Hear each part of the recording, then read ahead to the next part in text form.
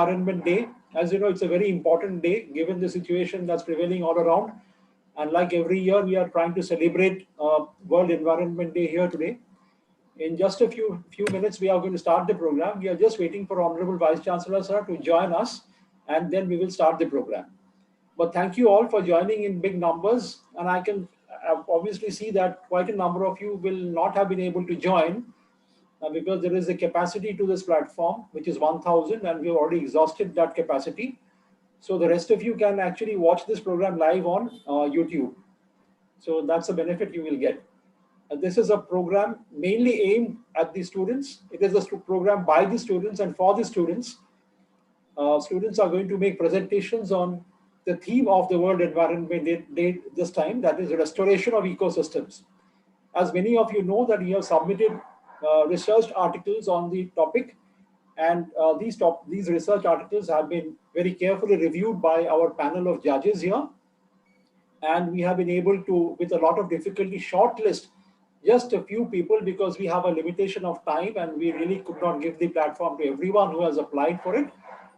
We have tried to select some of the promising research articles, and we will request these students to showcase their presentation to the audience.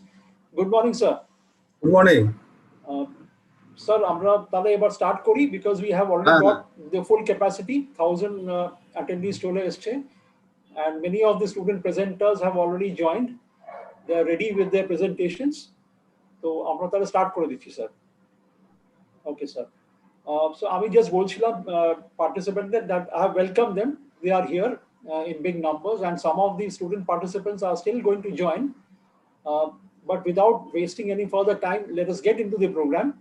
So I would request our Honorable Vice Chancellor, sir, Professor Dr. Shaukat Moitru, to address the gathering on this auspicious occasion. Sir. Thank you, Professor Sujit Mukherjee. So today it's a great day as far as the world is concerned, World Environment Day. And another important thing is today from the College Connect program, we are initiating for the first time these types of these programs of observations of World Environment Day along with all the affiliated colleges. I'm very happy to say that large numbers of students from our affiliated colleges, they have joined this program, and all these panelists here, my colleagues and other dignitaries, most of them they have worked to make this program a grand success because many these presentations and materials, the learning materials, or these reports and essays and papers, whatever we have received, through carefully this screening and scrutinizing all these things. So far I can understand limited numbers of these will be presented, but that doesn't mean that because of the constraint of time, we had to follow this practice of selecting a few numbers of papers. But that doesn't mean that other papers they are this lacking qualities or cannot be presented. It is not like that.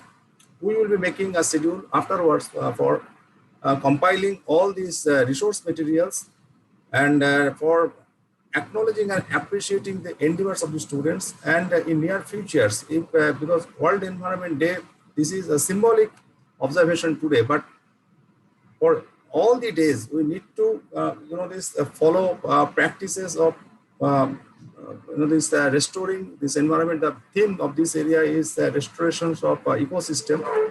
So this practice of working in a sustainable manners, taking care of the environment, this practice should be imbibed with all sorts of activities. And with that purpose, as our students, they are the next generation driving force of this country. So and the world is moving in such a direction that we are facing the problems of environmental damage and degradation to a significant extent because of different man-made activities and all these things. So now we need to take up some of the practices with our knowledges, with our mindsets, with our all these holistic practices, so that we can go for restoration, preservation of maintenance of this environment for a sustainable coexistence with this nature. Otherwise, the futures of human race is doomed. And many these environmental regulations newses, which are terribly shocking for us, we are coming across daily, day by day. But now, you see, you need to take a pledge for taking up those activities which are compatible with environmental sustainability, which are benign as far as the environment is concerned. And by following that, we may make sure that our human race can exist on this planet for a longer period of time. So this is from my side, and today there will be deliberation by the experts who are here. They will share their views. I can say that you see, lots of things are to be done in our learning, in our knowledge practice, in our professions. Everywhere there is a scope of this keeping pace with the environment, taking care of the environment. That for that purpose we need to develop a compassionate and empathetic mindset for our the surroundings, including living, non-living, entire things. And for that purpose, you see that this environment now has become a part of our life. Environmental consciousness, rather, it has become a part of our life. Until and unless we are not conscious about these environmental aspects and environmental these all affairs, then definitely our existence, our these applications of self in a most profitable and sustainable manner in this world, that may not happen. And for that, for the sake of our self-interest also, we need to take up activities. We need to learn ourselves. We need to reskill ourselves in all these practices, which are green practices, which are good practices, which are conducive for environmental sustainability. And there are many things can be done. Many these areas are there in and around there are open. And as there are lots of challenges, so it is creating lots of opportunities on the other hand. And many of these opportunities, these activities, these are economic propositions. So that can be translated for this economic benefit of the society and the country and community. And it is not like that environmental the practice and all these things only is is financially non-sustainable. It has been observed by thorough research and all these practices that if we can do all these things in long term, it gives dividend. It gives in different formats. So as you are from different colleges, I am addressing this to our beloved students, and you are in the process of learning and new subjects, new areas for this getting adequate skills and employable skills. So this is required. What is this is required? This environmental consciousness, environmental awareness is very much required for your holistic professional 360 development. So with this, I'd like to conclude. Thank you, Professor Sujit Mukherjee. Professor Sujit Mukherjee is taking continuously, these types of, the pains for making these endeavors a grand success. And I'm very happy that for the first time in the history of this university, we are making these programs for the benefits of our college students and college fraternity. And we could assemble numbers of experts in this panel. So I believe that this will be a very enriching session for all the participants. And I wish a grand success for these programs, and my best wishes for the successful career of all the students who are assembled over here. Thank you very much. Thank you, sir, for those very, very inspiring and encouraging words for all the students and for all of us present here. May I now introduce Dr. Shayon Raichaudhuri, a special guest here today on our program. She's from Tripura University, and she has been very, very closely associated with our university. And she is a very, very knowledgeable person in this area of environment. May I request Dr. Raichaudhuri to just say a few words on this occasion, please. Dr. Raichaudhuri. Thank you, Professor Mukherjee. It has always been a pleasure to be associated with MAKAUT, where I started my professional journey. And without wasting any further time, I would say that this is the right beginning for an amalgamated effort of joining the students, be it from the affiliated colleges or MAKAUT directly from the university. And let's start it all together, because the university had already been working in this line for quite a few years and has also received national recognition for the same. So all the best to all the participants. Thank you. Thank you so much, Dr. Raj Chaudhary. Thank you so much for being with us, taking a valuable time to be with us. Thank you so much again. Well, may I now introduce my other judges to you, dear students. We have got here with us Professor Dr. Sharadindu Chakraborty. And Dr. Sharadindu Chakraborty is a very, very famous person in the field of environmental studies. And may I request Professor Chakraborty to say just a few words and welcome the students to the program, please. Professor Chakraborty? Are you there? Professor Sharadindu Chakraborty?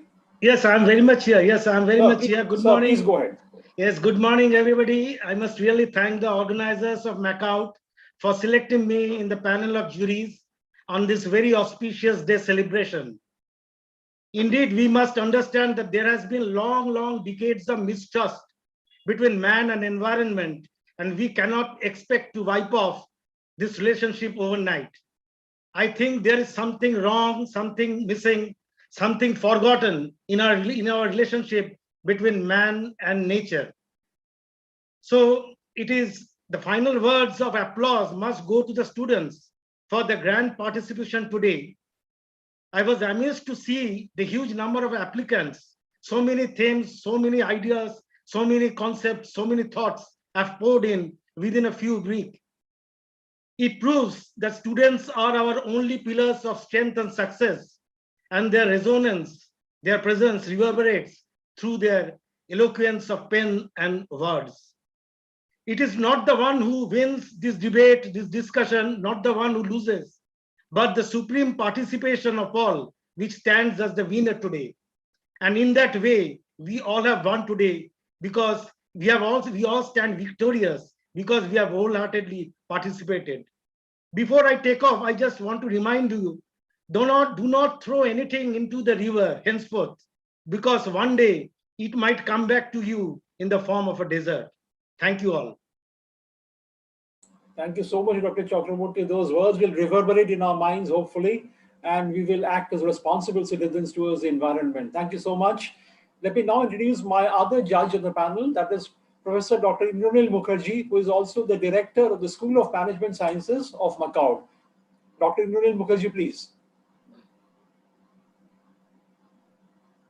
Honorable Vice Chancellor, Professor Shoipat Mitra, the dignitaries were present on the panel today, on the occasion of the World Environment Day, and all the participants who have gathered here, the students who will present their research articles today. A very warm welcome to all of you on the occasion of World Environment Day, and a big thanks to everyone for this huge participation that we see today. It's crossing 1,000, and as Professor Sujit Mukherjee mentioned that many will be watching on the YouTube, the live streaming of this program. We had earlier also commemorated the World Environment Day, but I think this is the first occasion that we are actively linking the student community to this program. And we have based it on the College Connect program, which was an initiative of the university, a brainchild of our Honorable Vice Chancellor. I believe that the university has already taken several steps for the holistic development of the students. For example, many of you know that the mandatory additional requirements which were introduced a few years back was oriented in that direction. And we are trying constantly, we are striving towards excellence, and we are trying to factor in environment in a big way in all our activities. So welcome once again, and I believe that we will all have an enriching experience. Thank you. Thank you so much, Dr. Mukherjee. And that brings us to a very important discussion. And let me present to you, ladies and gentlemen, Dr. Shubhashish Dattu, the Controller of Examinations of the university, and a very, very sought after person. And I'm sure all of you have a lot of questions for him.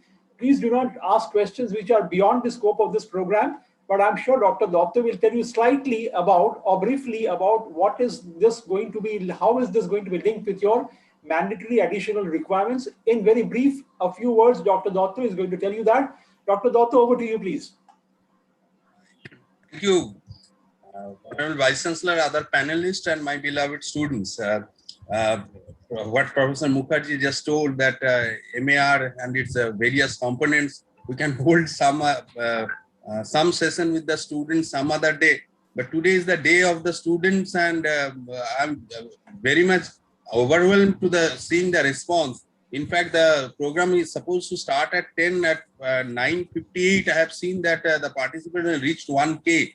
So that is very encouraging for us, that nowadays the students are so much conscious, and they are very eager to see whatever happening regarding the Environment Day at the university. And the day belongs to, let the day belongs to the students, and the students have joined here, and let them present first. But I have another wish to that the panelists, the judges, they can at the end share the feedback of various articles they have received. Probably will listen here, probably 6, 8 to 10 articles only. But the other aspects we can listen from the judges who are there. And one more request to Professor Mukherjee, if you can read out the name of the students for those we have considered the article for this presentation. So what I mean, that apart from these students who are available in the panel, others' name could be declared who have participated along with their college name. So that would be encouraging for the others, because a lot more programs are coming up in different areas for our college students in this particular college program. So I feel they would be encouraged in that way. So I'll take some other day to explain with some good presentation what are the MAR components and how those can be taken care by the students. But for the day, let the day belongs to the students. Thank you very much. Thank you so much, Dr. Datta, for that brief address. And it's a very useful thing that you have said. We will come back to you, dear students, about the detailed discussion on MAR, as Dr. Datta has just promised you. But then to tell you in short, what all the students who have taken part in this program, they have written articles on the topic of restoration of ecosystems. All of them will receive some credit or the other as far as MAR is concerned. The ones who are on the program will receive certificates of achievement, and the one who goes on to win the best award for the best paper presentation will be given the best paper award also. And apart from that, all students who have taken part in the program, they will always receive some kind of a marking for the MAR program. Thank you so much. And with this, let me actually now introduce the student panelists here. So Prem, can you please change the view, and let's introduce the students to the whole group. As we are just saying, it's a program for the students, and we are going to show the students who are going to make the presentation today. So the first presentation is going to be made by Prerna. Prerna, are you present? Yes, sir. Prerna, can you please start your presentation? If you need any help, please let us know. Okay, sir. Just a minute. Ladies and gentlemen, this is Prerna Mahata, and she will introduce herself. Prerna, please introduce yourself. Tell us which college you are from, what course you are studying, and then you can begin your presentation. You will get 10 minutes to make your presentation. Over to you, Prerna.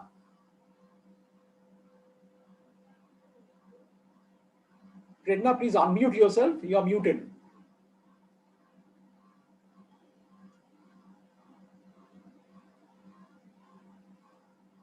Prerna, can you hear me? Prerna, please switch on your mic. Yeah, sir. I couldn't do that, sir. It's fine. Now we can hear you. Yes, you can start now. Yes.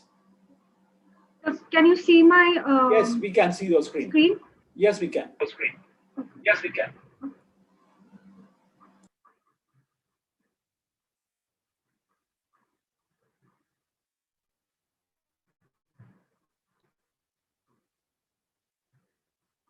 Okay. So good morning, one and all. Myself, Prerna Mahata, and I'm a second-year computer science student from RCCIT College. Okay. So we all know that somewhere our existence depends on the environment, and it has been possible because of the environment. So on the occasion of the World Environment Day, this is just another special day where we want to reinforce our motives for a better, healthier, and a prosperous place to live in. So today's theme of presentation is restoration of ecosystem. But before I start, I would like to draw your attention to a very realistic and factual quotes of John May. So what does it say? It says that when the last tree is cut and the last fish killed, the river poisoned, and then you will see that you can't eat money. Well, that's quite true, isn't it? So humans' uncontrollable surge didn't quite leave the environment safe and sound, as you can see from the picture behind. So what we are left with? We are left with shattered biodiversity, wounded environment, degraded ecosystems, ecological damages, a gushing populations, and the poorly impacted lives of the people. So with this pollutions, climate change, and such damages to the ecological and the environment, there has been a growing realization that just protecting the critical areas may not be the solutions and sufficient for now. So what to do? There has to be a solution. So in this adverse scenario, what comes out as a knight in shining armor is the restoration of the ecosystem. The ecological ecosystem is the cornerstone of ecosystem management, sustainable development of Mother Nature, along with the subsistence of mankind race. Now, there are four major elements that are addressed by ecosystem. And these four major elements include improvement and conservations in the biodiversity, improvement of the local people, empowerment of the local people, and also the improvement of the productivity, ecosystem productivity. Now that we have a basic idea about what is, why is it so important, why we need it, let's see what actually restoration of ecosystem defines. So ecological restoration is the method that assists and aids in the recovery of a degraded, damaged, and annihilated ecosystem, just as you can make from the picture behind. So it is an intentional activity which aims to follow a pathway for a revived and healthier ecosystem. Now, what is the prime objective? The prime objective of restoration is to build a system that associates resilience, self-sufficiency concerning structure, species compositions, and their functions, along with being an integral part of the land. Also, we cannot fail the people who depends on the environment to make the dead ends meet, and also for the daily bread of the people. So therefore, for them, the act of restoration is a hope. Now the interesting point. Just a few minutes before I have told, the empowerment of the local people is one of the elements which is addressed by ecological restoration. Now you might ask that why human beings? Because after all, they are the reason why environment had to see these degradations and decompositions. But let me tell you, at many levels, human endeavors have profoundly protected, elevated many healthy ecosystems. The involvement and participations of resource-dependent communities and tribes is therefore a must. Here is a quick snap, as you can see, how the land management can change the utilizations of a land. Bad land management, improper utilization changes it into a barren area, leading to drought, soil erosion, desertification. Whereas, on the very contrary, a fair utilization can make out the most of the land. So now that we have the answer for what is the restoration, ask me why restoration? Because restoration is remarkably valuable because it not only gives the people to improve and enhance the ecological damages, but also to boost the human conditions. Now, it might seem very easy, the aim and the objective, but let me tell you, it's not at all. It comes up with a lot of challenges, and the major two challenges is how to undertake this method across giant areas comprising a variety of land uses, and the second being how to equally balance the trade-off between rising diverseness and enhancement in the human well-being. Now, if there are challenges, there has to be solutions. Let's see the implementation methods. Passive restoration.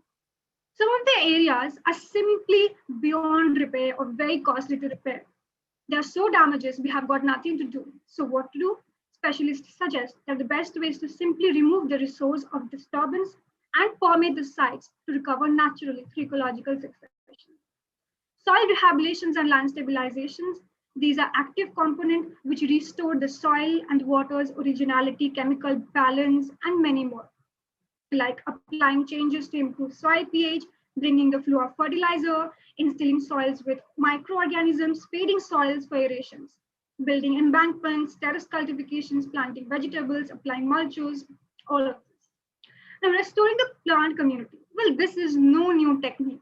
Afforestation had been their technique since ages, and it will continue, and we have to continue. Ensuring local plants and animals, they can be tailored to the target system. Specialists and researchers believe that you grow the fauna and the flora according to the native conditions will give them better edge to survive. Genetic diversity. Well, increased genetic diversity reduces the risk of inbreeding, reduces the risk of negative edge, and reduces also the risk to survive the harshest of the harsh climates. Now, as we know all of the solution, let us see what can be the opportunities and the outcomes of this ecological restoration. But we have to admit the fact that the change and the awareness that we seek to bring, they are often very challenging and time-taking. And how is it difficult? Because there are people who are still dependent on the environment and we cannot eradicate them. So with the earth undergoing these dramatic changes, the urgency to restore a broken system has been greater than ever before. So all I want to say before to conclude that it does not matter that whether restoration is on small scale or on large scale, whether it is well resourced or whether it's modestly funded, whether it's actively carried out by 1,000 participants or there is one single person for that motive. But what it matters, what it counts is the smallest efforts of ours in the name of kingdom come. Because after all, we have to remember that restoring and reviving the ecosystem is not a luxury, it's a necessity. Thank you all. Thank you very much, Prerna. That was a very good presentation. And Prerna means encouragement, I think. So your Yes. presentation was very, very encouraging. Thank you so much, Prerna. And I hope the judges are taking very serious note about your presentation, and we will all be making a lot of use of the presentation that you have made. A very good presentation. And with this, we really move on to our next student presenter. But before I do that, I want to briefly introduce our registrar, Dr. Parthapratim Lahiri, who is on the show. And I would request Dr. Lahiri to kindly speak a few words on this great occasion. Dr. Lahiri, please. So we cannot see you. Can you please? Yes. Yes. Yes, sir. We can now see you. Yes, sir. Yes. Thank you, Dr. Mukherjee, Professor Mukherjee, respected Vice Chancellor, respected Honorable Vice Chancellor, Professor Dr. Shoikat Moitra, respected panelists of this program, the coordinator, Professor Sujit Mukherjee, and obviously my dear students and participants. I am extremely happy to see the excitement among the students regarding this program on World Environment Day. I am extremely happy to see that so many participants have joined or for this on this online webinar or this kind of debate competition for this World Environment Day. As we all know that World Environment Day is celebrated on 5th June, and it was started United Nations. It is the principal vehicle of United Nations organization to promote environment, raising awareness on environmental issues such as pollution,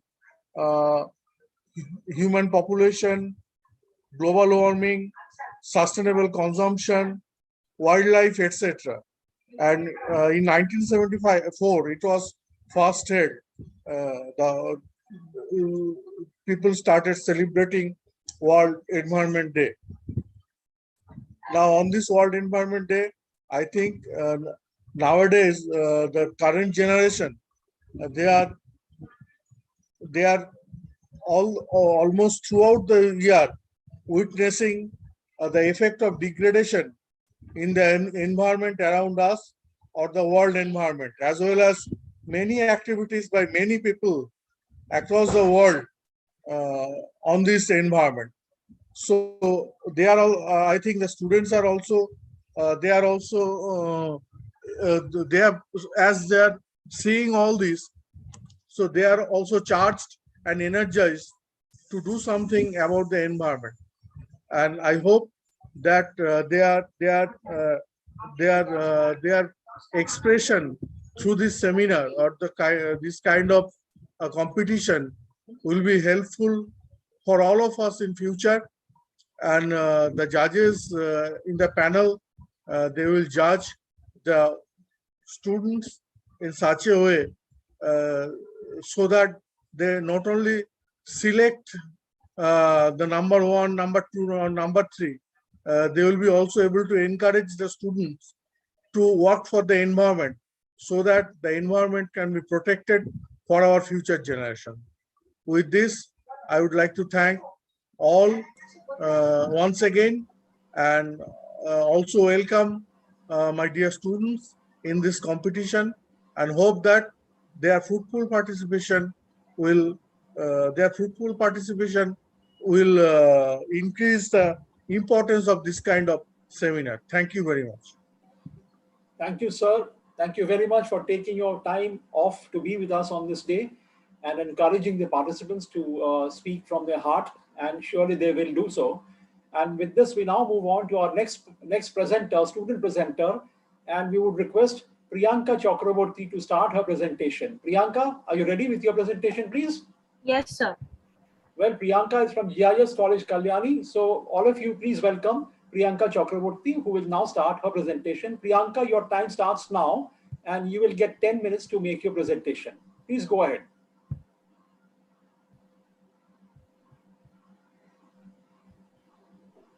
Yes, Priyanka, we are able to see your screen. Okay, sir.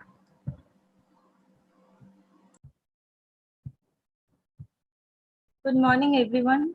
Today, I'm going to give a presentation on restoration of ecosystem. Priyanka, can you please introduce yourself first? Please introduce yourself, Priyanka. Okay, I'm Priyanka Chakraborty from GIS College of Engineering, and my stream is BBA, third year. Go ahead now. So our topics for discussion will be what is Priyanka, World you Environment need to go Day? to slideshow. Please press slideshow.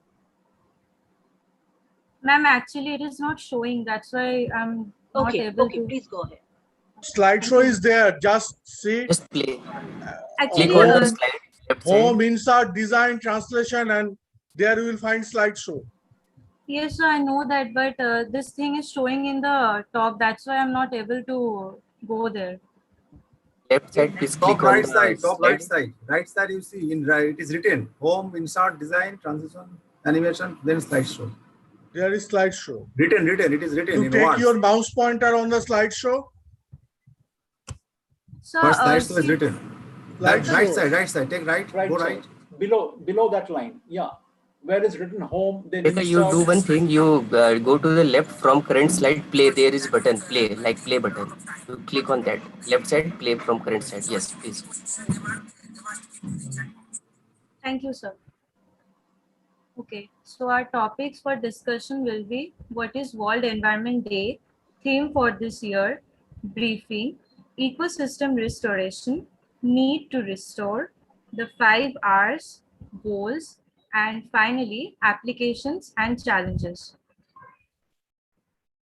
World Environment Day is celebrated on 5th of June starting from 1974 to raise awareness among people on environmental issues. This year, it is hosted by Pakistan and the theme is Restoration of Ecosystem.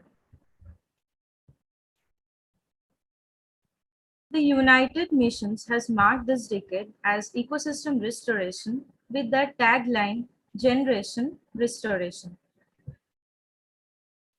So, the briefing will be Restoration Ecology is a scientific study supporting the practice of ecological restoration, which is renewing and restoring degraded, damaged, or destroyed ecosystem and habitats in the environment by active human intervention and action. Natural ecosystem provide ecosystem services in the form of resources such as food, fuel, and timber, the purification of air and water, the regulation of climate, etc., which is estimated to be the worth trillions of dollars. Two methods have been identified to slow the rate of species extinction and ecosystem service decline are: number one, conservation of currently viable habitat; number two, restoration of degraded habitat. So here are some key figures, like forests provide drinking water to 1/3 of the world's largest cities. They also support 80%, 75%, and 68% to all the amphibian, bird, and mammals species respectively. At least 2 billion people depend on the agricultural sector for their livelihoods, particularly poor and rural populations. Ecosystem degradation is already affecting the well-being of at least 3.2 billion people, like 40% of the world's population. Every year, the world loses 10 million hectares of forest, an area the size of the Republic of Korea or twice the size of Costa Rica. Approximately 30% of the natural freshwater ecosystem has disappeared since 1970. So what is ecosystem restoration? Ecosystem restoration means preventing, halting, and reversing this damage to go from exploiting nature to healing it. Like, the effective restoration requires an explicit goal or policy that is articulated, accepted, and codified. So here are some images to differentiate between before and after restoration.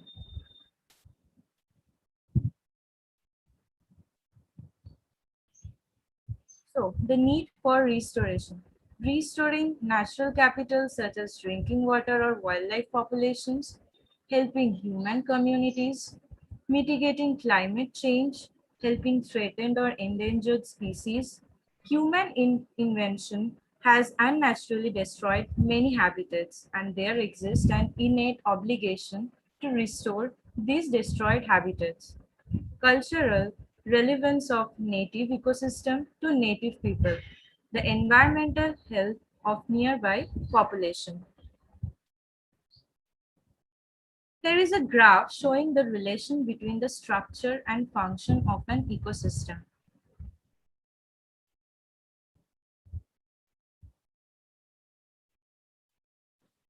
So now we will look at the 5 R's of restoration. First is the rehabilitation. Like, it is to bring an area back to its useful state for human purposes rather than its truly natural state. Second is the remediation, process of cleaning chemical contamination from a polluted area by physical or biological methods to protect both human and ecosystem health. Third is the reclamation. Like, it is a technique used to restore the shape, original contour, and vegetation of a disturbed site. Fourth is the recreation. Attempts to construct a new biological community on a site to severely disturb that there is a virtually nothing left to restore. And the last but not the least is the restoration. Manipulation of nature to recreate species composition and ecosystem processes as close as possible to the state they were in before interference. So now we will look at the goals. The goal of an ecological restoration is to return a degraded ecosystem to its historic trajectory, not its historic condition.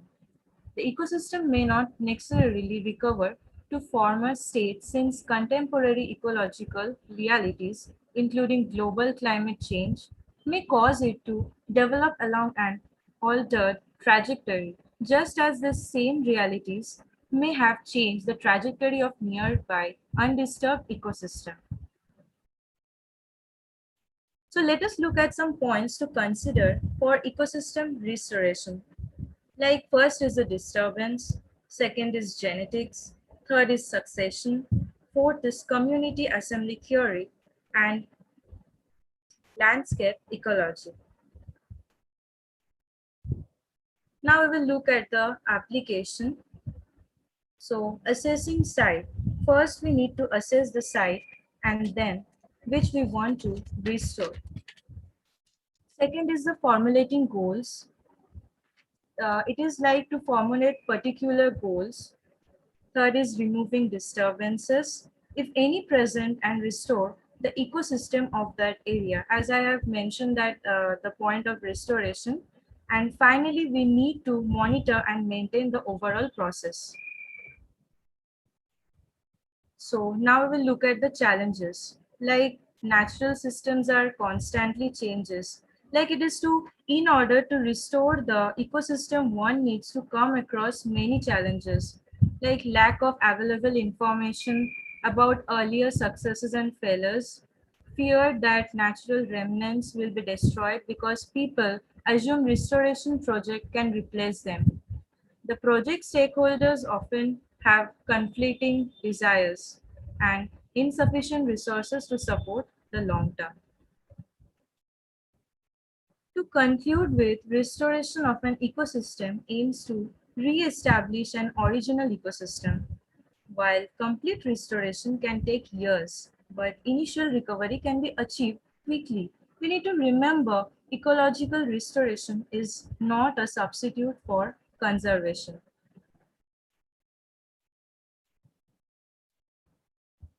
So this World Environment Day let us pledge to restore our ecosystem. Thank you. Thank you, Priyanka. Thank you very much. That was a very thought-provoking presentation. And I'm sure many of your batchmates from your college and other colleges must be cheering you on. And I'm absolutely certain they would be very happy with your presentation. I'm sure the judges are looking at your presentation with a lot of interest, and they would be keeping all these points in mind when they would come out with their judgment. Thank you very much, Priyanka. You can close this presentation.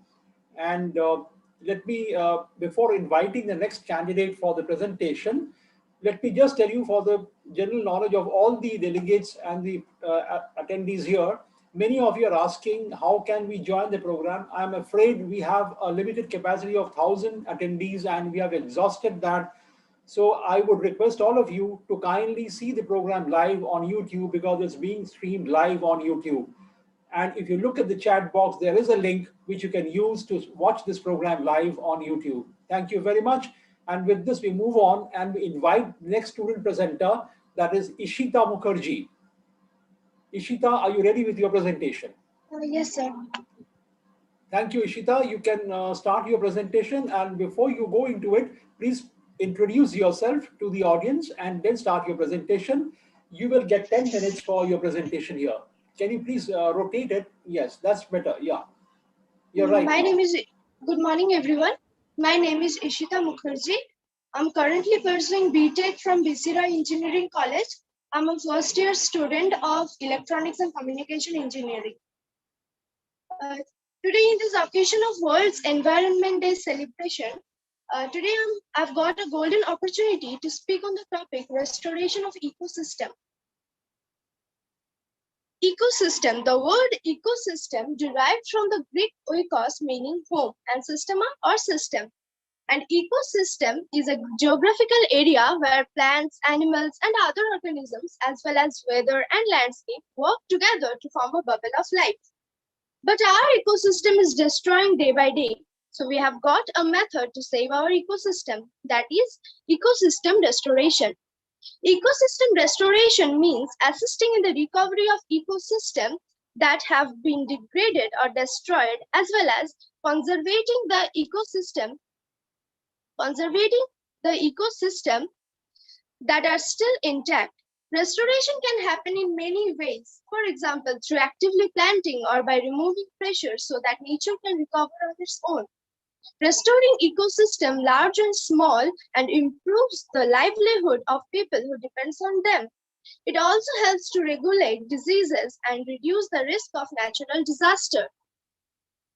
There are certain issues and problems that are related to ecological imbalance. These are problems that have evolved because of the disruption of ecological equilibrium. The three major problems of ecological imbalance are global problems. These are problems that affect different nations and can only be resolved through solidarity of affected nations. Some global problems are global warming or greenhouse effect, acid rain, pollution, depletion of ozone layer in the atmosphere, radioactive fallout because of nuclear war. National problems. These are problems that affect a country and can only be resolved within the country.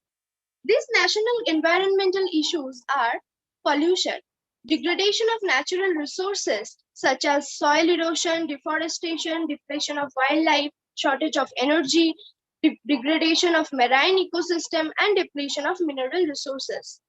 Alteration and inconsistent land use, like the conservation of agriculture in agricultural land into industrial estates, conversion of mangrove swamps into fish pond and salt beds. Community problems.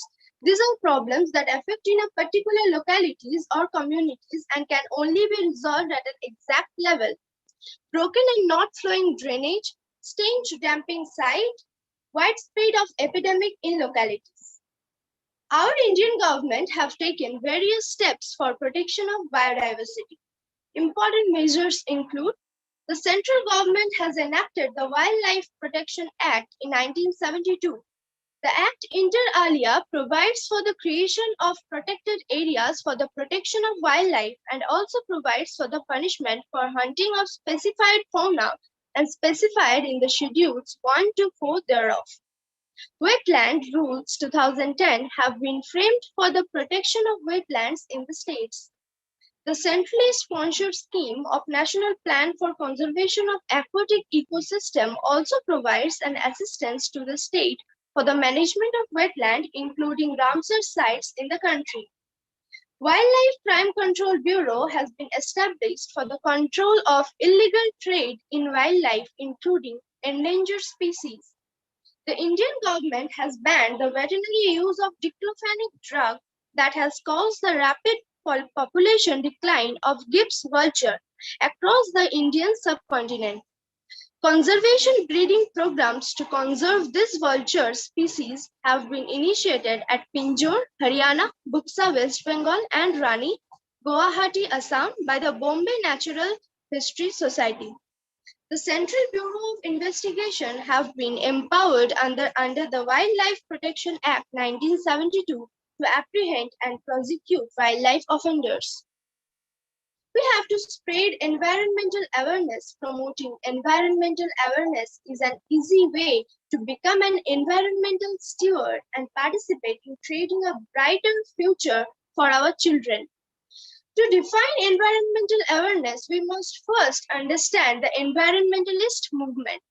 Environmentalism is an ideology that evokes the necessity and responsibility of humans to respect, protect, and preserve the natural world from its anthropogenic affections. Environmental awareness is an integral part of the movement's success by teaching our friends and family that the physical environment is fragile and indispensable. We can begin fixing the problem that threatens it. It's much easier to talk to others about environment if you have already taken the time to educate yourself. Numerous resources are available to promote environmental awareness and education. Group learning, informational and inspirational seminars, online courses, books, articles, videos, and brochure are just a few of the tools that can get you involved in promoting the environment. We depend on nature for our survival. Without healthy ecosystem, our drinking water isn't clean, nor is the air that we breathe. We also enjoy nature. Studies show that people who spend time in nature tend to be happier than those that don't. It can even act as a natural antidepressant. With industry and urban sprawl expanding at unpredicted rates, ecosystem services attempt to translate the benefits we receive from nature into economic terms. so we can better understand the trade-offs we are making between nature and industrial development. I feel that environmental awareness makes us realize the pressing needs to take immediate action to stop harming the environment and start restoring the damage we have done to it. Unless there is awareness, there is no action, or at least no proper action. And this action must start from the individual level and spread through the people and organizations we know. Once we have a thorough understanding of the environmental issues, such as deforestation, environmental pollution, water crisis, global warming, and climate change, loss of biodiversity, etc., every one of our action will come out of a plane of concern from our surrounding. Out of love for Mother Nature, out of willingness to contribute towards sustainable development and make a positive change in the world. People, animals, and plants depend on healthy ecosystem. Our everyday lives and luxuries would not be possible without their services and resources. In a Sand County Almanac, author and ecologist Aldo Leopold states, "We abuse the land because we regret it as a commodity belonging to us. When we see land as a community to which we belong, we may begin to use it with love and respect. Restoration gives us an opportunity to improve our relationship to the ecosystem we depend on and allows us to become a constructive part of the communities that create our region's natural environment." Thank you. Thank you, Ishita. That was a lovely presentation again. And I'm very happy to see that the competition is going from strength to strength, and it's going to put a lot of pressure on, I'm sure, our honorable judges who are there to evaluate your articles and come out with their judgment. It is a fantastic competition that's going on, and it has raised the bar so high already. So the remaining candidates will really have to fight their way through in order to make their impression on our beloved judges out here.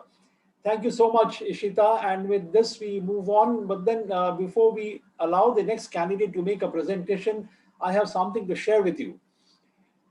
In spite of the happy occasion that we are on today and we are having a grand program going on, I must also draw attention to the fact that two of our student presenters who were supposed to make presentations on this program today have expressed their inability to come over, because one of them, Shohon Kanji, is suffering from COVID. And unfortunately, he will not be available to make the presentation. We all have great sympathies, and our prayers are with Shohon Kanji so that he recovers very fast and becomes hale and hearty again. However, we will try to show the audience his presentation, and that is what he would love us to do. And we will try to honor his request on his behalf. Okay, thank you very much. And yet another student presenter, Shantanu Nag, has also had to go to the hospital at the last moment for some emergency, and therefore he has also pleaded helplessness, and he will not be able to come and make his presentation. So with these words, we will now have to move on. But before that, I would just like to see if there are, I can see there are a few participants who are raising hands. Prem, can you just let in a few candidates and see if they have any important question to ask? Please do not raise issues about the MAR aspect, because that has been told to you that it will be taken care of in a different program. If there is any observation or any question regarding what's going on, we can always take it.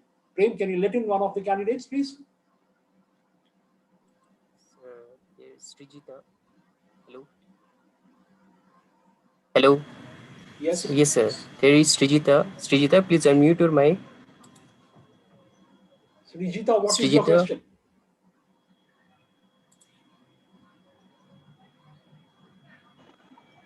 Yes, hello. Yes, Regita, what do you want to say? Actually, I want to say about the restoration of ecosystems. Yes, quickly, can you say it in 1 minute? Okay. Actually, the restoration of ecosystems, there is only contents, the introduction of restoration ecology, degraded ecosystem and causes, examples, myths and case studies, forest and dryland restoration, aquatic ecosystem restoration, restoration techniques and ways, planning strategies, laws and management. The introduction, restoration ecology, degradation and its causes. Definition, ecological No, restoration. just a minute, just Srijita, we have not asked you to make a presentation here. If you have any quick observation or a question, that's what you can do. No, Don't no, start no, the no, no. presentation here, please. No observation. Okay, thank you then. Thank you. Oh, Fine, we okay. move on. We then move on to the next participant who is going to make a presentation after Ishita, and we call upon Shomi Kole. Shomi, are you ready with your presentation? Yes, sir. Fine, Shomi, the stage is all yours. So you can start your presentation. You will get 10 minutes to make your presentation. Wish you all the best. Thank you, sir.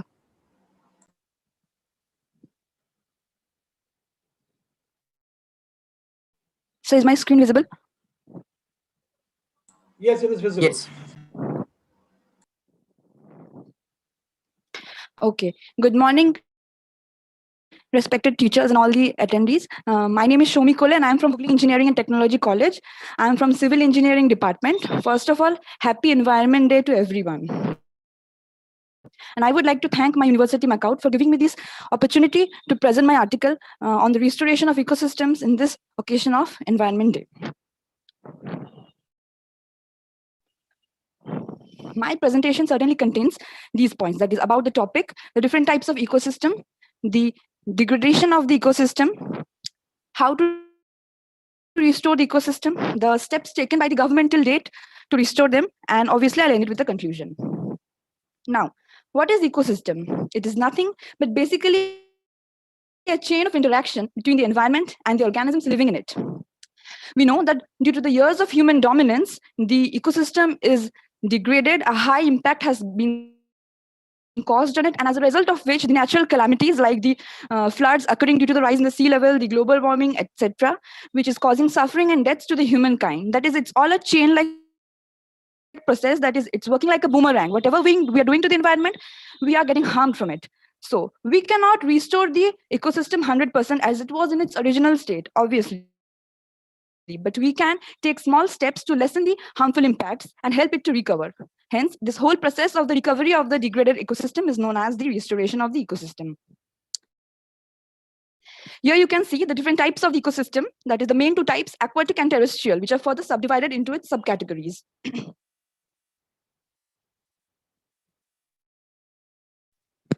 Degradation of ecosystem is further subdivided into 3 types, as you can see. Now, I'm going to start with the land degradation. Land degradation, it is caused due to the overgrazing of the cattle, the deforestation, and the prolonged use of these laboratory-made chemical-based fertilizers and pesticides, which cause a huge loss in the ecosystem as it degrades the fertility of the soil, causes erosion and landfills. Also the presence of the salt, that is known as the halite or the road salt, which can be present in the soil naturally as a mineral, or it can be due to the irrigation processes. This causes a huge loss in the fertility of the soil. Next, I'm coming up with the aquatic life degradation, which is mainly caused due to the dumping of the plastics. These plastics are non-biodegradable and he releases huge toxins. We, as the land is the habitat for the human beings. Similarly, knowing the fact that the water body is the habitat of these aquatic species, still we continue dumping these plastic products, which cause a huge loss in the life of these aquatic species. The global warming has caused the melting of the ice caps and resulted in the rise in the sea level, causing the flooding of the water bodies, and hence the animals lose their habitats. And they're forced to move in the locals where their life is endangered, as well as the life of the human beings are also endangered. The oil spills and the wastage water left from the industries, they produce a film-like surface over the water bodies, as a result of which the sunlight cannot penetrate, and also the amount of dissolved oxygen inside the water body decreases as a result of the death of the species. Now the last point is the air degradation. This is due to the presence of the main 2 components, sulfur dioxide and the nitrogen dioxide, which causes acid rain. I'm sure everyone is aware of the fact of acid rain. Here is the 2 equations I would like to introduce. The resulting products are the sulfuric acid and the nitric acid, the most 2 harmful acids produced. Due to the also emission of the greenhouse gases like CFCs, carbon dioxide, and methane, these causes changes in the climatic cycle, and as a result of which flooding, melting of the ice caps, everything is occurring. Now, these all disturbances, they cause imbalance in the ecosystem, as a result of which animals and other plant species are extinct. They are forced to move out of the habitat, as a result of which the whole thing is disturbed, and we, the human beings, are in return also we are suffering, people are dying all due to all these imbalances. Now, how to restore the ecosystem? I would like to suggest a few steps towards restoration of ecosystem. First of all, the government should implement strict check on the use of plastics. Many of us are still using the plastics and the government are not paying any heed to it. So proper fine should also be implemented on it, as these plastics are, when ingested by these species, it's causing death, entanglement of these species with these plastics and fibers. Hence, we cannot be so sure that, knowing the fact that plastic is causing so much problems to these aquatic species, but still we are using and throwing them. The grasslands can be replaced with better indigenous plant species, which can bring back or recover the ecosystem, strengthen the ecosystem. We cannot restore the amount of trees cut down, but we can obviously plant the equivalent or equal number of trees for their respective deforestation.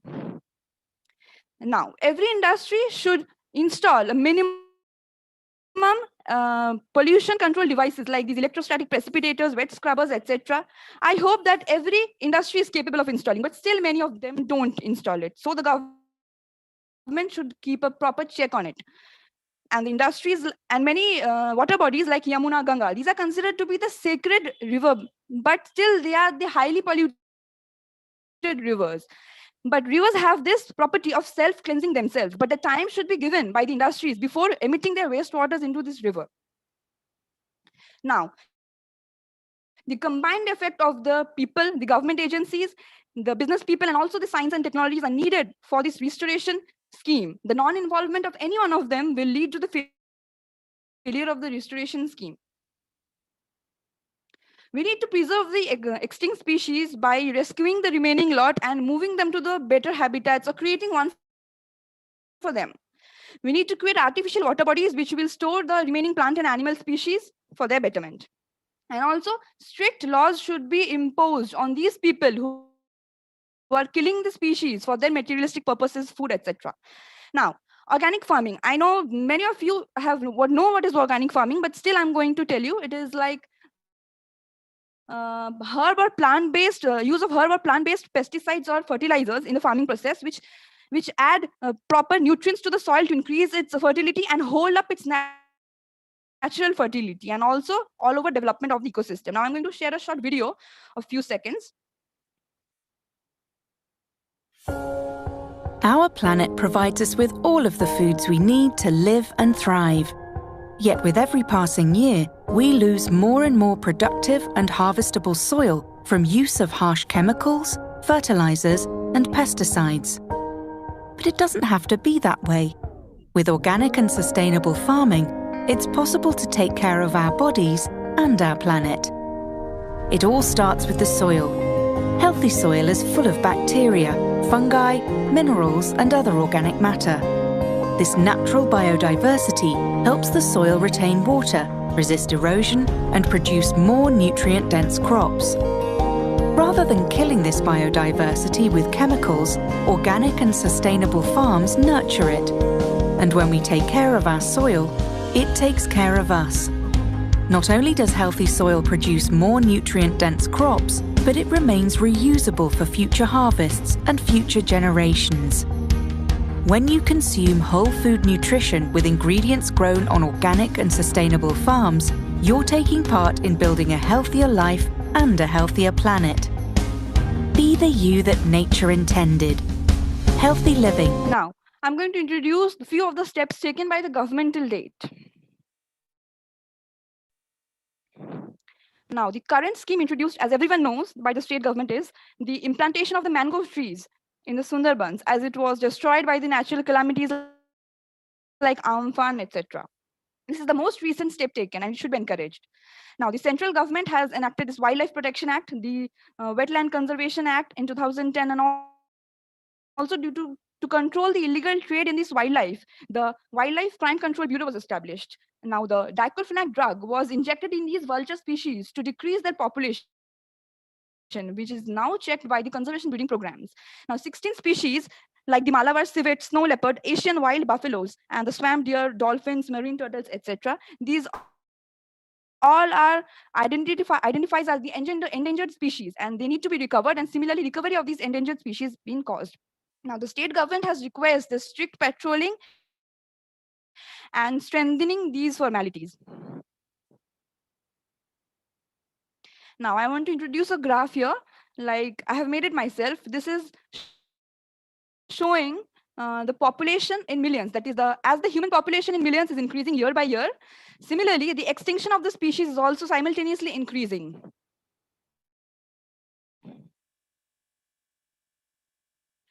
Now, I'm going to conclude by saying that now as I presented you, you can understand that every process or every step that we take in this environment is interlinked with each other. It is, as I said earlier, it acts like a boomerang. Whatever we give them environment, it gives back to us on the basis of goods and bads that we are doing. So this should be taken on a serious note that we should take steps to recover the environment before it's too late, by carrying out passive restoration projects or by growing these indigenous plants, which will attract small insects, birds, reptiles, mammals, etc., and will help in the restoration of the ecosystem. Arid and semi-arid zones can be made productive by crop rotation and by subsurface and drip irrigation. Basically, subsurface and drip irrigation is like it is not providing water on the surface. Therefore, evaporation of the water will not take place. Small pipelines will be introduced at the subsurface level underground, and hence pipe outlets will come out and water will fall on the plants drip by drip. Hence, it will not cause any evaporation of the water directly from the surface. Lastly, I would like to thank my university for giving me this opportunity, my college to make me capable of what I am today, and also I would like to thank the audience panel for cooperating with me till the end. Thank you, Shomi. That was again a fabulous presentation. I thank Shomi, great presentation. I loved it personally, and I'm sure the judges are looking at it with a lot of serious thoughts in their minds, and maybe there are questions in the minds of people, but a fabulous presentation nonetheless. And I am encouraged by the kind of responses that I'm getting and the kind of presentations being made here today. Let's take it to the judges and let's find out from them firsthand what's their feeling. Dr. Shaun Raichaudhuri, what do you think about the presentations being made? Just a quick word. Shomi, can you close your presentation, please?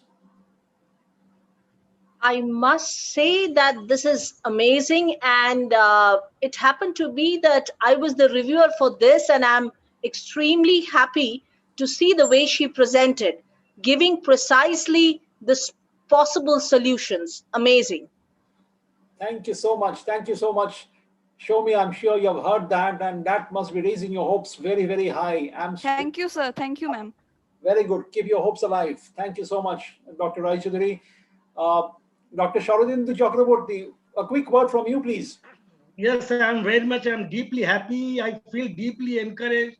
There has been very good collection and collation of data and very nice representations in all the slides which I've listened so far. Thank you. Thank you. Thank you, Sharadindu. Thank you so much. And of course, Dr. Imran Mukherjee, a word from you. Students would love to know. Dr. Mukherjee. I think it was very, very encouraging. I mean, I would like to congratulate Shomi. In fact, all the presentations so far have been very, very interesting and impressive. And Shomi, you have done a great job. And I hope that you will engage in these activities in the years to come. Thank you, Shomi. Thank you, sir. Thank you, sir. Thank you, Dr. Mukherjee. The other participants do not think that Shomi has won the best award so far. There are still more presentations going to come, and the previous speakers have also made very good presentations. So absolutely fingers crossed. We do not know what's going to happen. I'll just take you to Honorable Vice Chancellor, sir, for a quick word from him. Sir, have you been listening, and what is your feedback?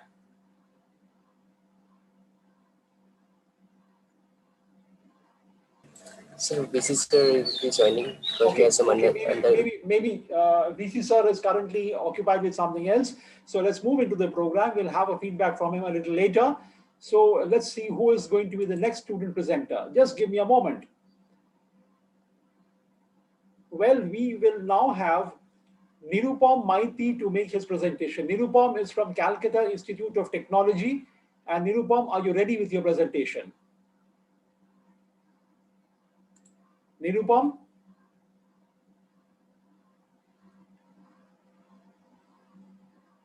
Nirupam, can you hear me? Nirupam Mathi, please switch on your mic. Nirupam Mathi. Nirupam?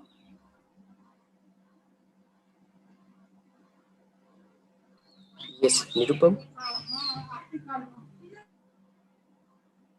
Is Nirupam there on the panel? He has switched on the mic, sir, but he is not responding. Nirupam, Mathi, please speak. We are able to listen you. You have switched on your mic. In that case, let's move on to the next presenter and let's give the opportunity to Rajdeep Chatterjee. Rajdeep, are you there? Yes, sir, I'm audible. Am I audible? Nirupam, are you ready? Nirupam, are you ready? Sir, we may go for Rajdeep and I'm contacting you. Who was speaking just now? Was it Rajdeep or Nirupam? Rajdeep, sir. Rajdeep, sir. Okay, Rajdeep, you are ready with Yes, your sir. presentation. Yes, sir. Sir, I'm fortunate to have a time with you people. Okay, Thank you very for good. that. Rajdeep, you have 10 minutes to make your presentation. Your time starts now. Okay.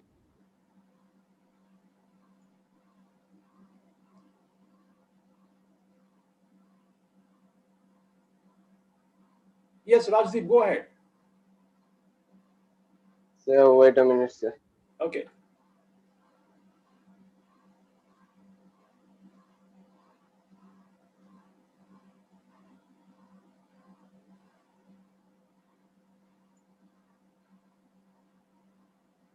So I'm facing some issues, sir.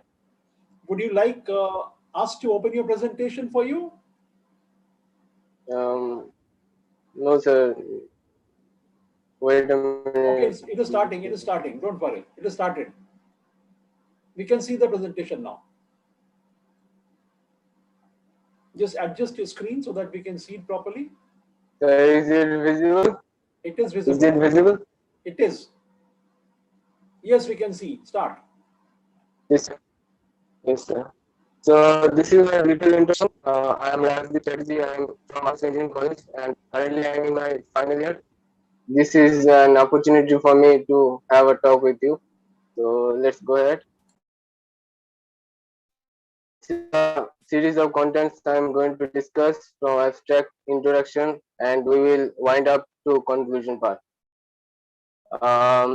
So what is ecological restoration? Well, in layman terms, it is effective study, or it is a scientific study, and its scientific implementation for concerning the change in the ecosystem and climate due to various human activities. And as we know, we are so much interconnected with the ecosystem itself. So it not only it is for the ecosystem only, but it is for our welfare also. So we will cover it in from grassroots level. As I said, it is a study of and practical implementation that aims to reimagine, recreate, restore the ecosystem that has been previously damaged, degraded, or destroyed by the human activities. So it is critical and so tedious to restore the natural areas without the human effort. If humans get involved in this business, then the ecosystem can be restored and the invasive species can be controlled and native species can be reintroduced. For that purpose, we have to introduce some key elements and to manage the ecosystem that are given as making no disturbance conditions for habitats, control the human activities that may cause impact on nature, demonstrate some measures that support existence of living organisms, creating small to large communities, and segregate to restore the damaged areas in their locality. Well, now we have to have some basic knowledge about the ecosystem and its importance in our daily life. So ecosystem in its most generic term, ecosystem restoration means assisting the recovery of ecosystems that has been previously damaged, degraded, or destroyed, as well as conserving this ecosystem that has previously still intact. So, what are the reasons why we need to restore the ecosystems? For that, the calamities are there, just like deforestation, earthquakes, tsunami, storms, landslides, droughts, global warmings, and loss of habitats like things. The various ecosystems that has been affected by it is farmland ecosystems due to soil erosion, excessive fertilizers, forest ecosystem due to excessive cutting down trees, and for bushfires that previously occurred in Amazonia, Uttarakhand, or Odisha. And then freshwater ecosystem, vital part, it due to water pollution, cremation of bodies, plastic dumping, or irrigation purpose. Grassland ecosystem, damaging habitats of different zone, farming lands like indigos. Then mountain ecosystem, for our betterment, we depleting the slopes of altitudes that cause the pollution of rivers from growth. Just like in Gangati River, for information, it has been receded to 850 meters in 25 years. So it is what worrying. Then marine ecosystem, one of the vast ecosystem in our globe, that is devastating due to climate change, plastic deposition, and crude petroleum extraction. Then we need to have a brief insight why it came into the picture. So the United Nations brought it in the back in 1974 in 5th June for the sake of protection of environment and the endemic species that are hazarded by human activities.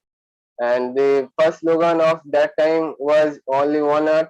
So as we are the part of the nature, so we have to keep, it's our responsibility to keep the earth as it is.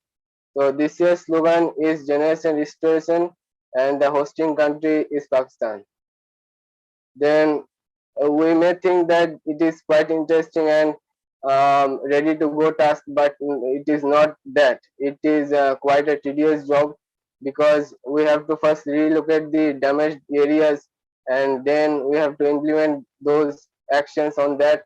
The biggest issue is the recovery rate may not be consistent. It may vary from place to place. For example, Ganga, it will take more than 20 to 30 years to make Ganga at its original state. So just like things like bushfire in Amazonia, melting of iceberg in Antarctica, and there's some cyclones like Amphan or yes or Dakota that was occurred in Bay of Bengal in recent times, are some examples of climate change and ecosystem interruption. However, if we look for the long-term benefit, then this mission will have good opportunity, will create good opportunity, and it may take initial investment and human effort, but we are looking for long-term benefit. Then these are some statistical method. We are not going into detail, just to a quick recap on this. You can see in this graph that the paths after the restoration project implementation, they have different, they go into different paths. So the researchers are trying to coincide those paths as close as possible. So that's their prime motto. Then after reviewing and overall experience, we came to know that there are some missed recovery rate according to the level of damage in the ecosystem. That is, it may not speed up the recovery, but inconsistent in nature. So those areas requires continuous monitoring and intensive assistance. In spite of that, we found it effective and it did recover to an extent.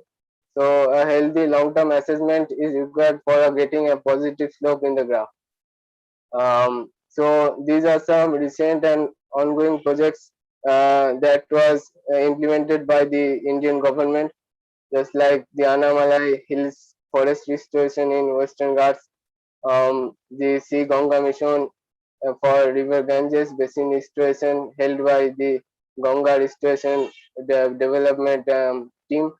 And then this is a picture of degraded mangrove stand restoration in Kerala. And we have already got success in reserving the tigers by making sanctuaries like Jim Corbett National Park and hotspots. And Assam has already got huge success of conserving 3,000 one-horned rhinos till date. And these are some examples of that. So finally, I can conclude that restoration is a developing science that is going to create a dramatic change to the biotic and abiotic and our ecosystem as a whole. This in return will bring a balance between the humans and the ecosystem best way possible. It will make the things happen in couple of steps. Like first, it will identify the damaged areas that are being at high time for protection. Then the researchers will formulate some effective measures to achieve the predefined goals. Then based on the ongoing processes, reports will be prepared, and then if required, further improvement also be taken. It shall give better response if continuous effort will be put. This approach will require decent investment to provide innovative development to meet the goals. So, in true words, it is the joint collaborative effort in repairing the nature and preventing it from further loss. So that's it from me. Thank you for time. Okay, thank you so much. Thank you. And that was a good presentation. And before I invite the next student presenter, that was Rajdeep Chatterjee presenting to you. And before I call on the next student presenter, Sir, I already has presented. Yes, Rajdeep, thank you. That was your presentation. That's Yes. what I said. Thank Okay, you. thank you. You can stop sharing your screen now. Okay. Before I call on the next presenter, I would like to thank on behalf of everybody present here, Dr. Shaun Rai Chaudhary, who has taken time off her very, very busy schedule to be with us today. She will have to leave because she has to speak on another program as a resource person there.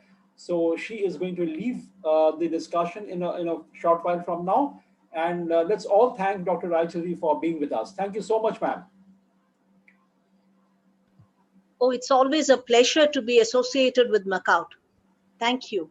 Thank you. And all the best to all the students. Thank you very much.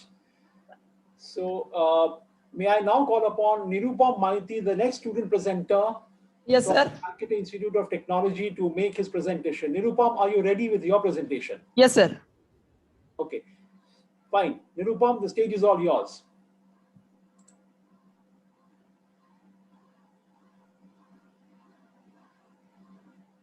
Nirupam, can you start your presentation?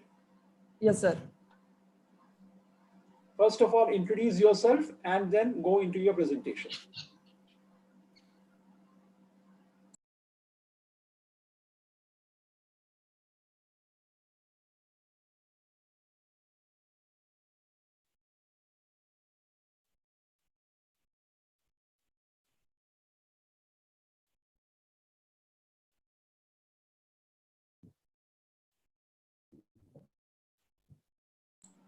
We can see your presentation, Nirupam. Start. Yeah. Good morning, everyone. I am Nirupam Maiti, BTech from Calcutta Institute of Technology.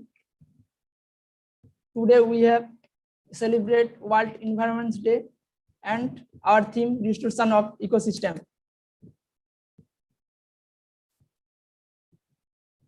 Ecological restoration. Ecological restoration is the process of helping the recovery of vegetation which has destroyed by human activity. Forest also most important element of the environment. It is necessary to regulate the water cycle and provide food, medicine, and also preserve the biodiversity. In this scene, the climate change performance index ranking 2020.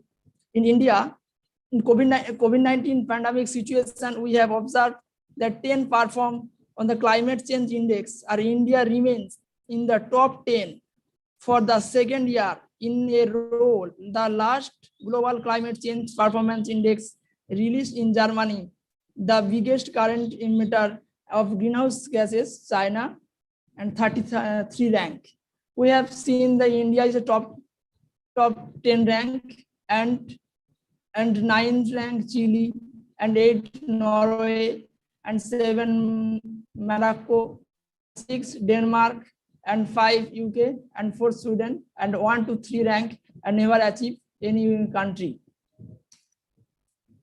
We have adopted some scheme which have improved the air environment and restored the ecosystem. The first, planting tree and healing the environment, and second, plastic removal from society, and 3, increasing forest area, and next, solid waste management and recycling, and next, use of rainwater. Planting tree and healing the environment. Instead of planting tree, we are cutting down them of our daily needs, which leads to the increased pollution at high rate. Trees play a vital role in removing pollutant from the air directly. Plants are often seen in the lungs of ecosystem because they absorb carbon dioxide and emit oxygen. Trees remove a significant amount of pollution from the atmosphere. Green trees act as sink and living filter to minimize air pollution by various processes like absorption, adsorption, accumulation, etc. Trees are also improve the air quality by releasing oxygen into the atmosphere. So we have planted the more trees, which is balancing the environment system.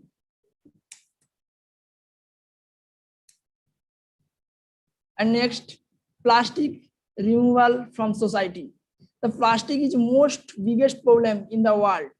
Plastic are drastically increasing and denutrition to the environment. But it is used increase in our daily life, cultural activity and cultural program. It clean the environment and reduce the plastic, and government also make a rule for reduce the plastic.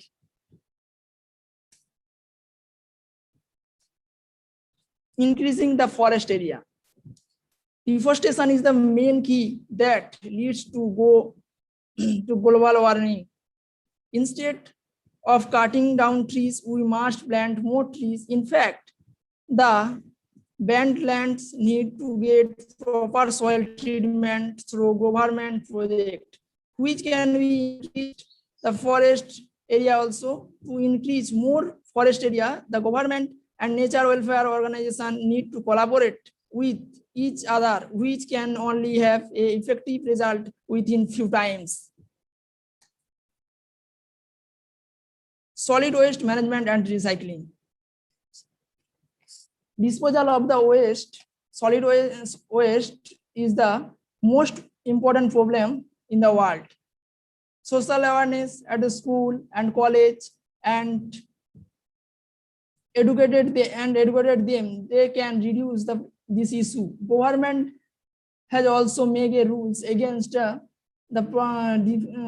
disposal of waste. If we recycling this solid waste and save the environment.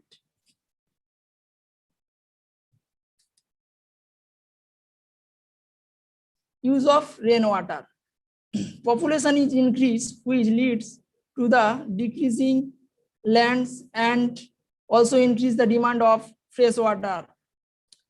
We have use of rainwater encouraged by farmer and building dams, digging up more lakes and ponds, and installing harvesting tanks in every house. For the ground of 30% rain we reserve in one monsoon.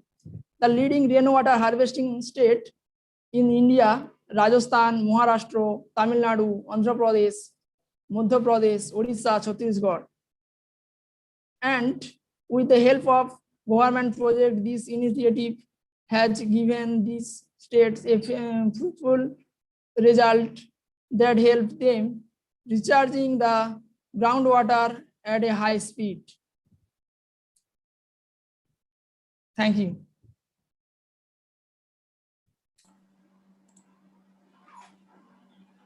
Thank you. Thank you, Nirupam, for your presentation. And I hope the audience must have loved it and the judges would be evaluating it. Just for a moment before I invite the next student presenter, I want to again take a feedback, and this time I come to Dr. Shubhashish Doctor, Controller of Examinations, for what kind of feedback would he like to give? What does he feel the program is turning out to be like? Dr. Doctor, if you are there, can you please share a moment with us and tell us what you feel?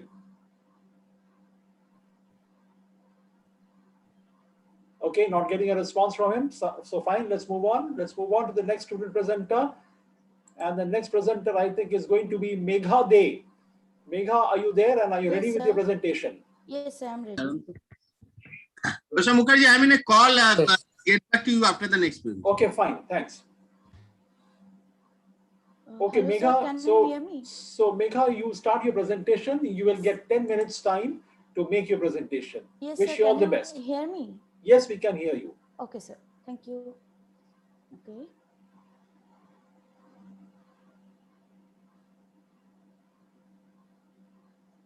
Good morning, everyone. This is Megha De from iLead. Megha, can you please speak a little louder than that? Okay, sir. Good morning, everyone. This is Megha De from iLead. Sir, can you hear me now? Yes, we can. Yes. Okay. Currently, I am pursuing final year in Bachelor of Media Science, and my specialization is electronic media production. I am very glad and overwhelmed that my presentation on World Environment Day got selected. I am here to give more or less briefing about today's topic, which is restoration of ecosystem. And happy Environment Day to all of you. Well, let's start first. First discuss about what is ecosystem restoration.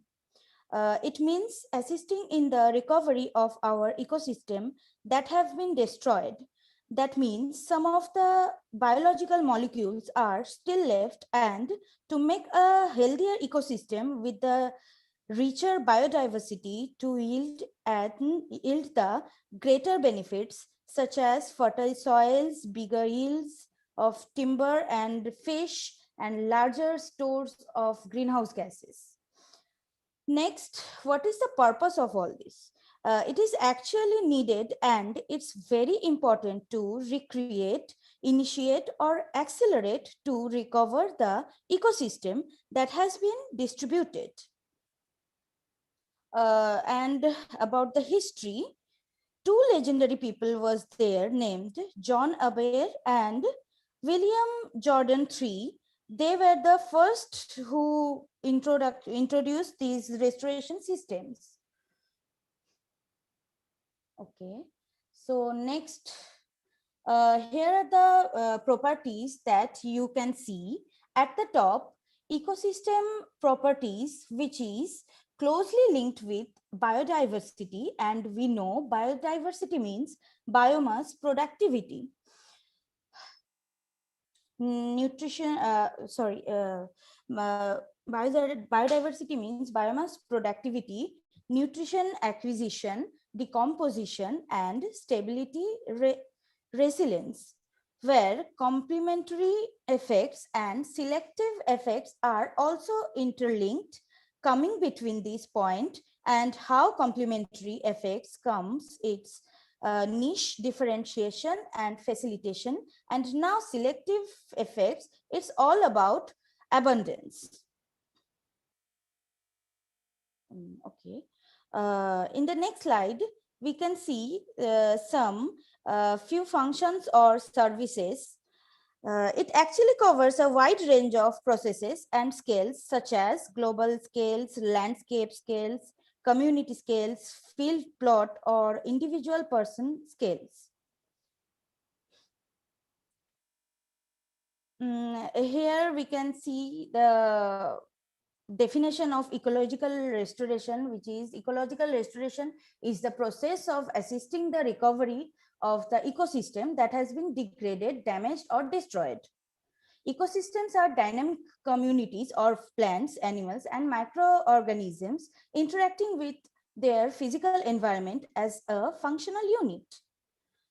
So now the process is quite cyclic. Firstly, harvest is done, then we have to regenerate the microorganisms and every fertile features in the soil, and then we have to collect and tend, and again we can use it to harvest process.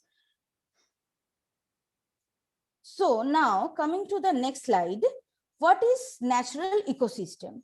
A natural ecosystem is a community of living and non-living entities which occurs freely in nature. Every component interacts together and as a combined unit through physical, chemical, and biological process. For example, deserts, forests, etc. Here are some of the pictures where you can see natural ecosystem had been occurred. And now, what is unnatural ecosystem or unnatural, or you can say artificial ecosystem? Okay, ecosystem that are made by man for commercial or other benefits is known as unnatural or artificial ecosystem. For example, crop fields, dams, gardens, etc. And what is degraded or environment degradation is the deterioration of the environment through depletion of resources such as air, water, and soil. How natural systems and everything works together. You can see from this picture very clearly that unnatural ecosystem goes through the natural ecosystem, and we can actually revert it by finding the ecosystems, and the restoration process works, and it degrades the natural or already used minerals or microorganisms, and after the restoration process works, it again can act like natural ecosystem, so the balance will stay intact. Here are some more pictures about in this slide shows that some of the ecosystem preservation areas like Tommy Woods, Newton's Woods, etc. These are the particular plants which actually helps to restore the processes. Okay, now about this slide, there are 10 steps for the successful restoration of ecosystem. First of all, inventory and map. In the first we have to understand the locality which we need to select to point each and every single detail we could find. And next slide, it means that in next point, describe the site history. It means that we have to know the particular field's history, what was before, how the soil has degraded, how the soil has degraded, how the restoration process has been stopped. So after we know the site history, we can actually develop any kind of hypothesis from that. And according to the hypothesis, we can set our goal, how we can regenerate the restoration process.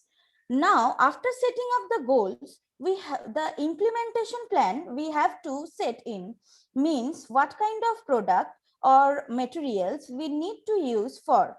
fertile that particular soil or fields. After implementing the plan with accumulating every single details, we have to design a monitoring program. Means we need to monitor every process on what is actually happening on every particular zone.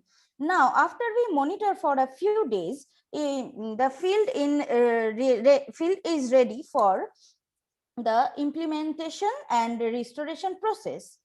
After that, we need to prepare reports on every steps that had been followed before. Now we have to check every steps periodically and evaluate the program for the future reference. Last but not the least, we have to communicate with everyone, those who all participated in the restoration program, and educate them to regenerate the awareness. In the next slide, we can see a graph of restoration that approaches to restoration. Well, the graph shows the barriers on the Y vertical axis, ecosystem function on the and on the X axis, ecosystem structure. So the actual plan can be manually understandable. We can also have different approaches like revegetation, remediation, recreation, restoration. And what is revegetation? Some plants which are actually accumulated nitrogen directly from the air, that plant particularly can be used for revegetation. For example, peas. Remediation. Remediation is a process of cleaning chemical contamination from a polluted area by physical or biological methods to protect human and ecosystem health. What is recreation? Recreation is attempt to construct a new biological community on a site so severely distributed that there is virtually nothing left to restore. And what is the 5 R's of restoration ecology? Well, the 5 R's is refurbish, review, reseal, repair, restoration, etc. And restoration. Well, in these 3 pictures, you can see that difference between before and after of the restoration. And in the middle picture, you can see that during restoration process. This is a book that written by Edward Moss on Michigan flora. Well, it is one book only, and it has 3 covers. So, well, in this slide, you can see that some messages like don't cut the trees, don't kill animals, don't burn forest, plant more trees, listen to the specialist, etc. Here are some herbiotics that are used in restoration, which are actually used in plants. Well, the names of the restoration, you can see the like foliar spray, stump application, bark application, pre-emergent, spot seeding or planting, large area seeding, etc. Well, here is a vertical graph which actually shows that how much time it can take. It can take up to 100 years because it's whatever we do to keep this more quickly, but it's in at the end, it's all in nature's hand.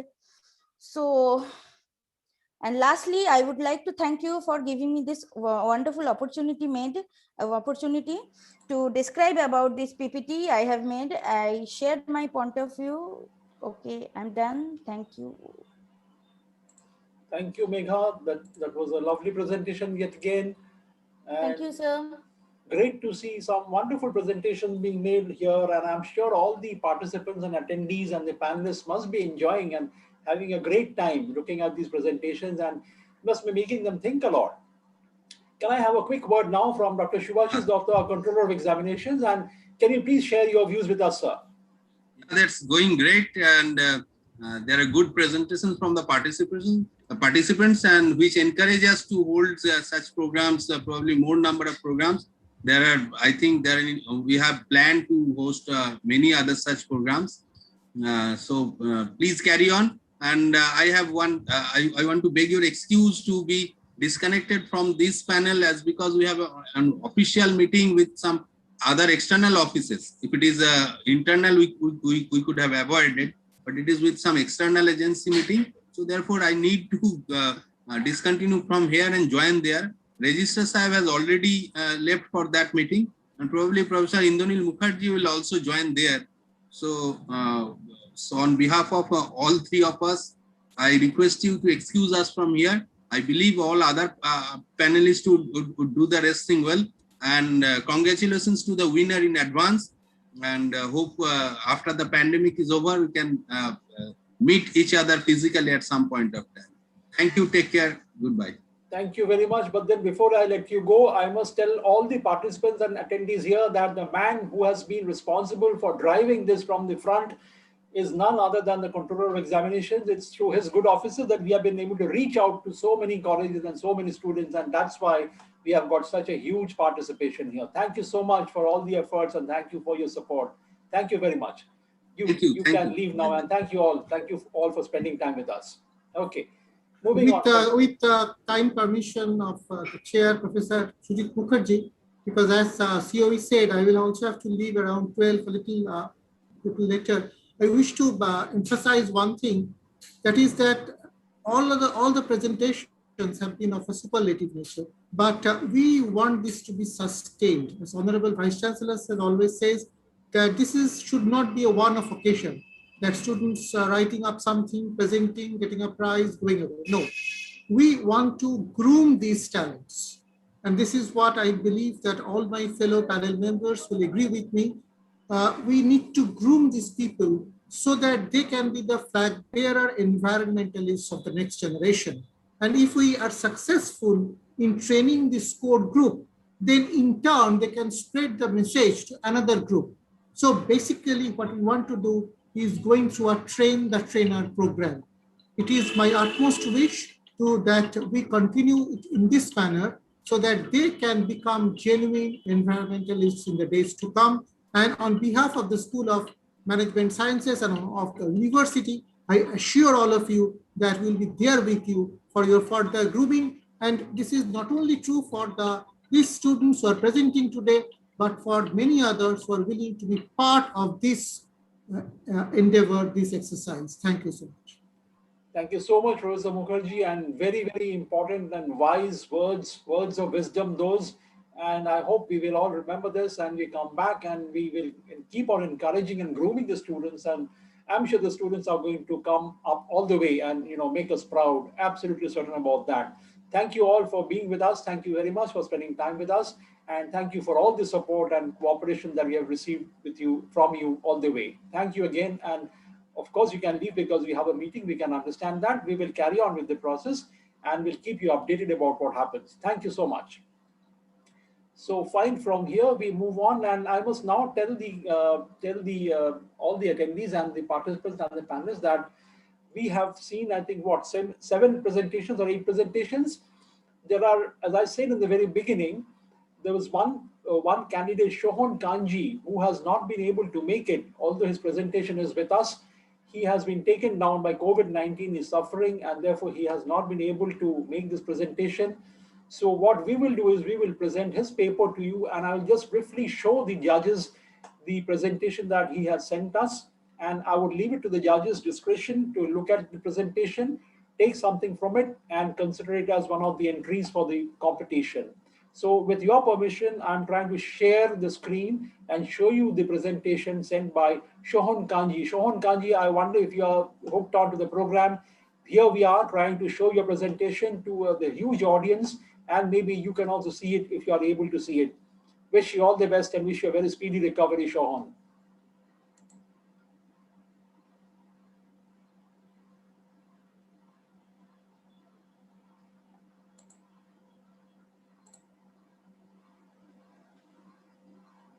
Is my screen visible?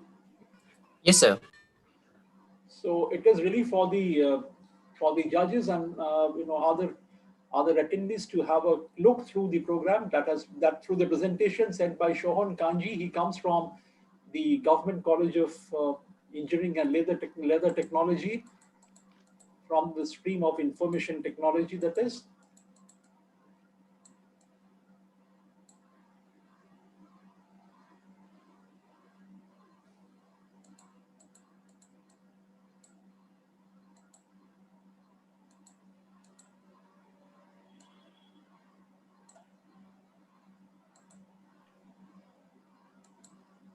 UN Decade on Ecosystem Restoration 2021 to 2030. That's what he says.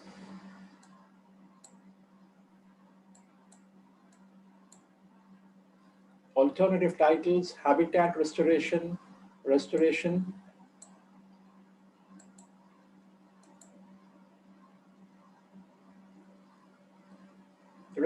of ecosystem, the process of repairing sites in nature whose biological communities, that is interacting groups of various species, is in a common location, and ecosystems have been degraded or destroyed. In many ecosystems, humans have altered local native populations of plants and animals, introduced invasive species, converted natural communities to extractive use, such as agricultural mining, fouled waters, and degraded soil resources. Ecological restoration focuses on repairing the damage human activities have caused to natural ecosystems and seeks to return them to an earlier state or to another state that is closely related to one unaltered by human activities. Ecological restoration is distinguished from the practice of conservation, which is primarily concerned with preventing further losses to ecosystems. I'm merely reading from Shohan's article. Here are the views of 2008, 9, 10, and 11. And basically he goes on to say that this is a before and after pictures of an area where ecological restoration had been successfully processed, showing the successive stages in a span of only 4 years. So you could have a look through this. You could see the difference.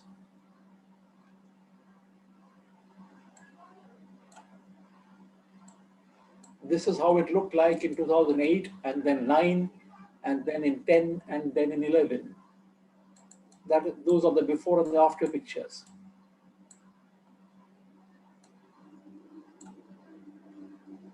The key concepts to understand ecological restoration: to repair and restore ecosystems, restoration specialists apply concepts from the field of ecology. For example, in temperate coniferous forest, plant species provide food and shelter for various animals.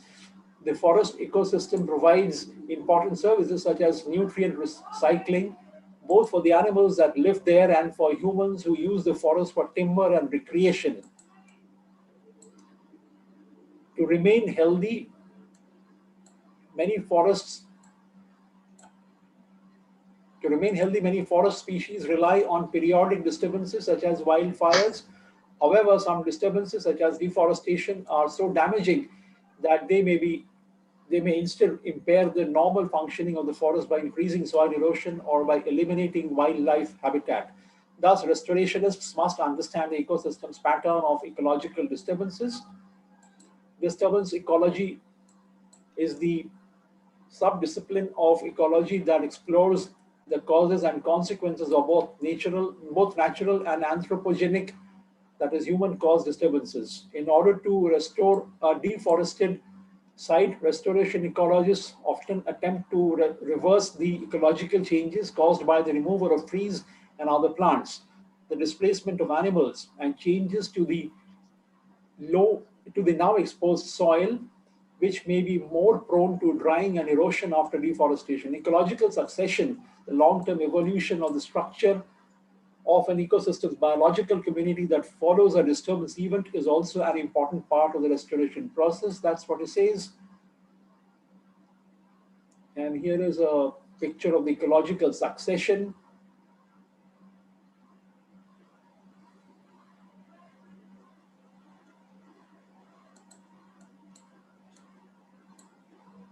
So he goes on to talk about planning. The restoration process begins with an assessment of the degraded site. The current site conditions should be thoroughly examined to identify the need for restoration and any potential actions required to restore the site.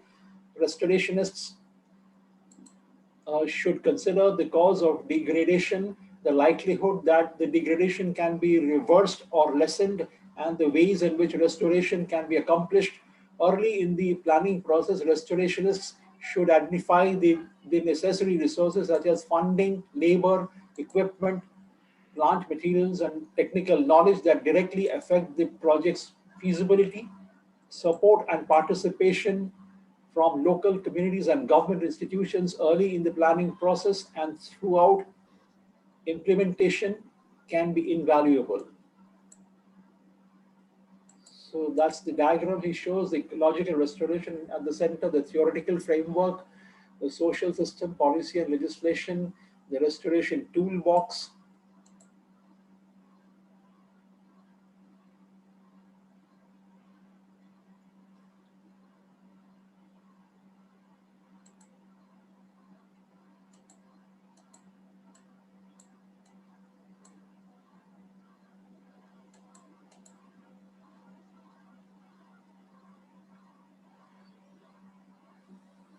The economic, the political, the social, the environmental, the technical, all these issues here.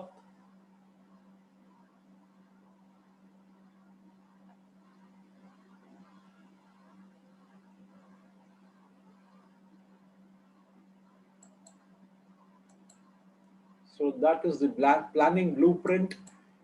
A critical step in restoration planning is to establish realistic goals, pre-disturbance conditions, often represented by nearby reference sites are common restoration targets, although actual targets are tailored to local ecological, social, legal, and economic conditions. In addition, preventing further loss of protected populations or habitat is a common motivator of restoration. Other goals may include erosion control, rangeland, forage production, protection of wildlife habitat, and preservation of cultural landscapes, planning for climate.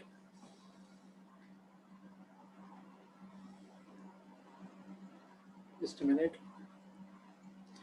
Planning for climate change has become increasingly important once the goals of the restoration project have been established. The next step is to outline objectives and identify measures of success, clearly articulated objectives, and regular assessment of measurable progress towards those objectives might provide information on the trajectory and success of the project, including how and when restoration activities should be modified. Implementation: in some cases, restoration specialists simply need to remove the source of the disturbance and allow sites to recover naturally through ecological succession. This process is called passive restoration because restoration specialists do not need to take much action. For example, halting agricultural tillage or stemming the overuse of riverbanks by livestock may be enough to bring a site back to a pre-disturbed state. Here is a picture of implementation.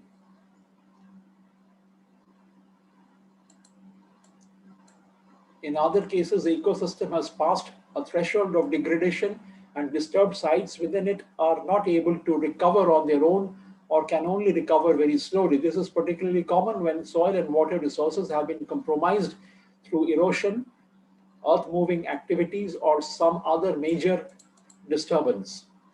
To restore such highly disturbed sites, the removal or cessation of the disturbance is only the first step.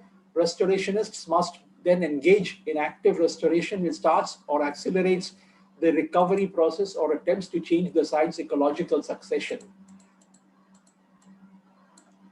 One component of active restoration is soil rehabilitation and land stabilization.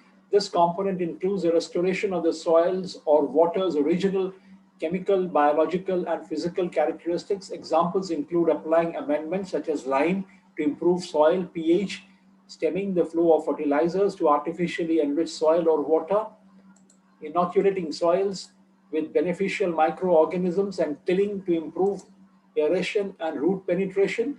Erosion control and land stabilization tools include physical structures along stream banks, blankets of mulch placed on hillsides, and plantings to stabilize slopes.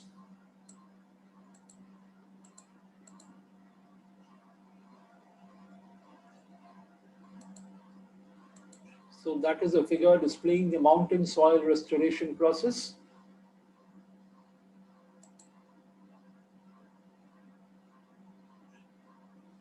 Another component of active restoration is restoring the plant community. After the site is prepared, restorationists generally select seeds, seedlings, or cuttings for revegetation. Ecological principles related to the assembly of the biological community help explain the long-term consequences of how and when different species are added to a site. When selecting seeds and propagules, restorationists generally try to find the species and cultivars that will be most suitable for local conditions as well as for the site's intended uses such as habitat for native wildlife, land stabilization, or livestock forage. Local plants and animals are likely to be well adapted to the target ecosystem. Alternatively, restorationists may use plant materials from seed companies or nurseries that are typically tailored for certain environmental conditions. At the same time, many restoration projects attempt to maximize the genetic diversity of the site by collecting seeds or propagules from a large number of source individuals. See biodiversity. Increased genetic diversity gives restored plant populations a greater ability to survive disturbance events and other ecosystem changes. Such genetic concerns can also be important for animals, which are sometimes transported or reintroduced to an area to create a sustainable restored ecosystem. Restoration specialists often need to couple the restoration of plants and animals with that of land processes and natural disturbances. Some restored sites are relatively small and isolated, which can lead to problems associated with fragmented habitats. Populations of smaller and more isolated habitat patches experience a greater risk of inbreeding, local extinction of species, and negative edge effects, that is, the effects of one habitat on an adjacent habitat. For example, small, narrow, sinuous patches of forest have greater amounts of edge than larger square or circular patches. As a result, more of their interiors border other ecosystems, which may increase the forest exposure to different pests, predators, and weather and climatic conditions than would normally occur in forests with shorter borders and thus more insulated interiors. Many restoration projects try to mitigate fragmentation-related problems by increasing the size of habitat patch, bolstering genetic diversity, and fostering ecological linkages between patches. Restoration may also establish historical disturbance patterns, such as those involving flooding or fire.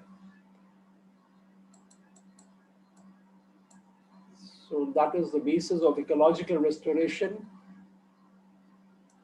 Then comes monitoring and documentation are essential in the restoration process. Regular monitoring guidelines and adaptive management, and also determines when and if restoration goals are being met. In some cases, only limited human intervention followed by appropriate management may be necessary, while in other cases, human intervention may be necessary for decades. Case studies, examples of ecological restoration projects: the Walker Basin. Since 2005,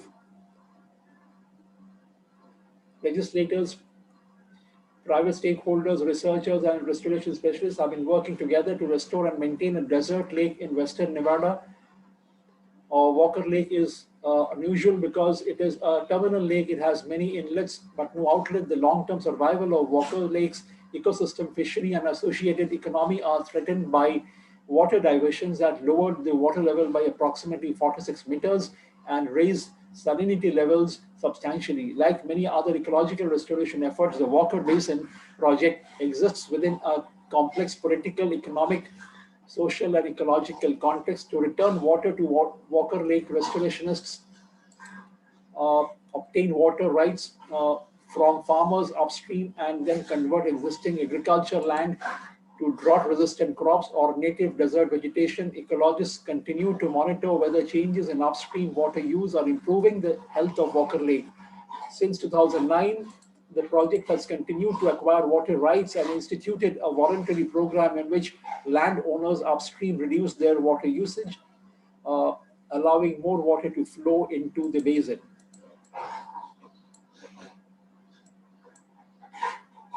That's the team behind the Walker Basin restoration. Another North American eastern deciduous forest case study has also been talked about by him.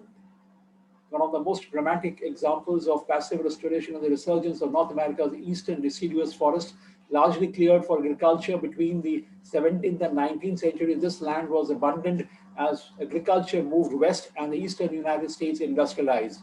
After tilling ceased, forests began to recover with no active restoration efforts, and today they cover millions of acres. These forests are still relatively young and are missing a few key elements such as chestnut trees and passenger pigeons, but appear to be remarkably similar to pre-1650 forests. Calcareous grasslands in part of northern Europe, calcareous grasslands growing on thin alkaline soils are being restored on land previously managed for agriculture. These sites were historically characterized by nutrient poor, often acidic soils supporting a unique flora. Restoration practices after years of fertilization for crops often involve some form of soil impoverishment, topsoil removal and repeated biomass removal, and acidification followed by oversowing with native plant species. Many of these sites are now mature and retain their restored plant associations.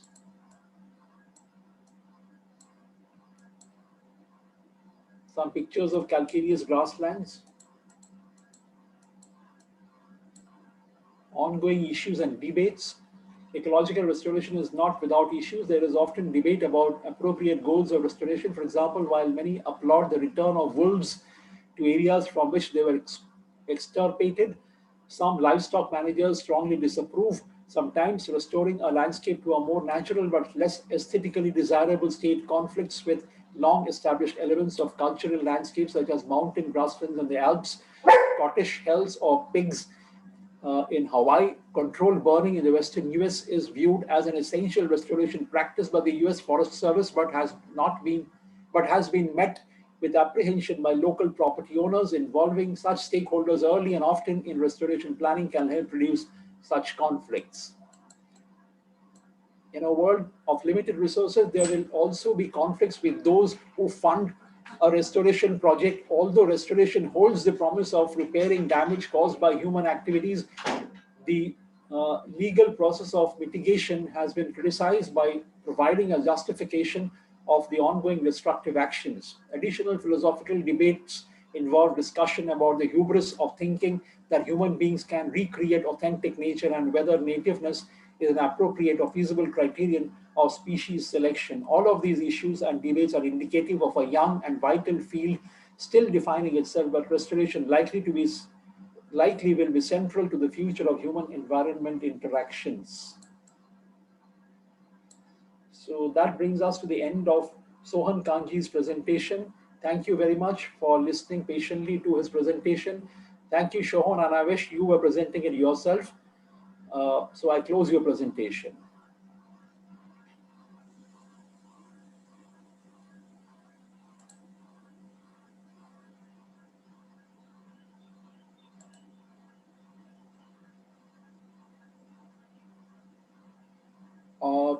So may I seek some views from Professor Shaurendra Chakraborty regarding the presentation that I just made on behalf of Shohan Kanji? Actually, this very article, it was assessed by me only. He has given a very nice. He has prepared the article very nicely, very thoroughly. All the presenters, they have made excellent presentations. Deliberations are equally good. They are well prepared. They are well informative. But certain observations that came to my mind. Should I say those things, those points? Should I share, Professor Mukherjee? Sir, please unmute your mic, sir. Sujit, sir, please unmute your mic. Professor Chakraborty, I'm sorry. Can you please hold on to your comments for a little while longer because we have got two more presentations. Okay. Again, the presenters are not here. Okay. Not here. We will just show you the presentations, and we will not read them fully as I did for Shohan Kanji because he had made a request, so I did so. So I will now show you the presentation by another gentleman, Vishal Ghosh.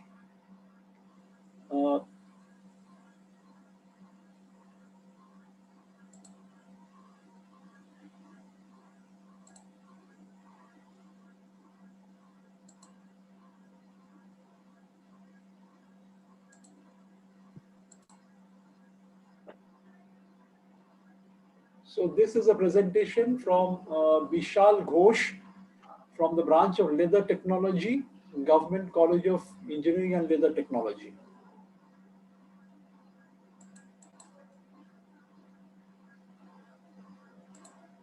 So these are the contents. Talks about restoration of ecosystems, why ecosystems are important,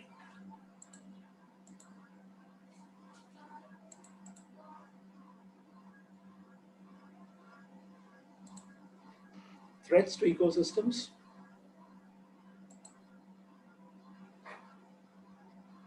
the habitat destruction, pollution, eutrophication, invasive species, overharvesting, UV radiation, the goals, revegetation, habitat enhancement, remediation, mitigation, sites of restoration, forests and trees, rivers and lakes, towns and cities, farmlands and grasslands,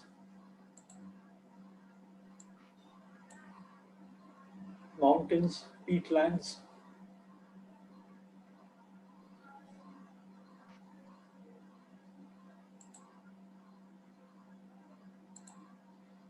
applications of restoring ecosystem, forest and trees, rivers and lakes, towns and cities, oceans and coasts, farmland and grasslands, mountains,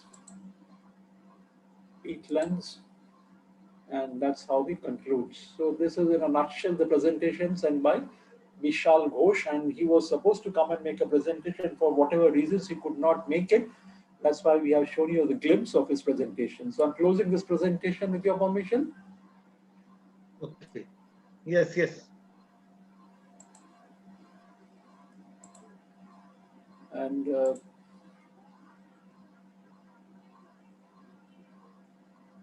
now, Prem, is there one more presentation that you would like to display very briefly? Sir, I will display, sir. Yes. I will make display.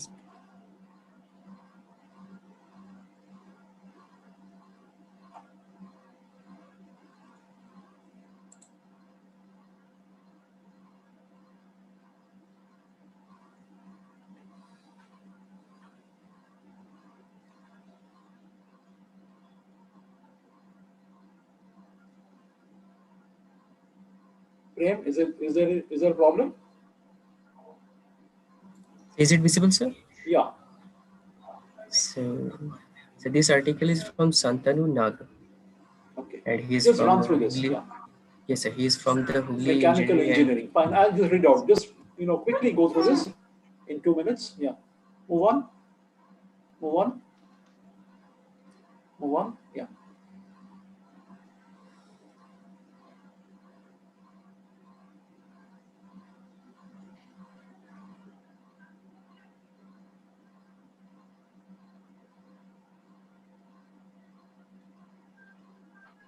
So he has 1-page content, sir.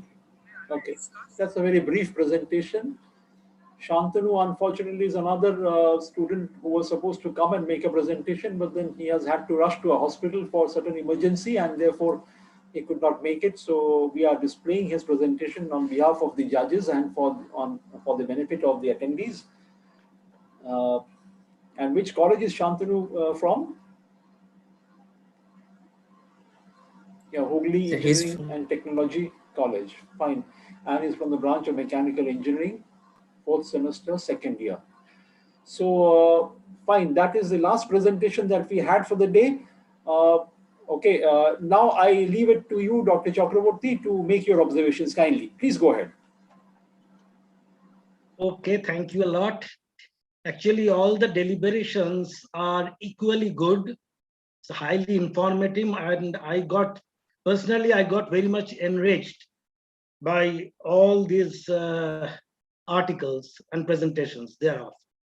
But again, some limitations has come to my mind, because since COVID is around the corner and it has taken a devastating toll, I was thinking to hear something about the correlation between the COVID and ecosystem restoration.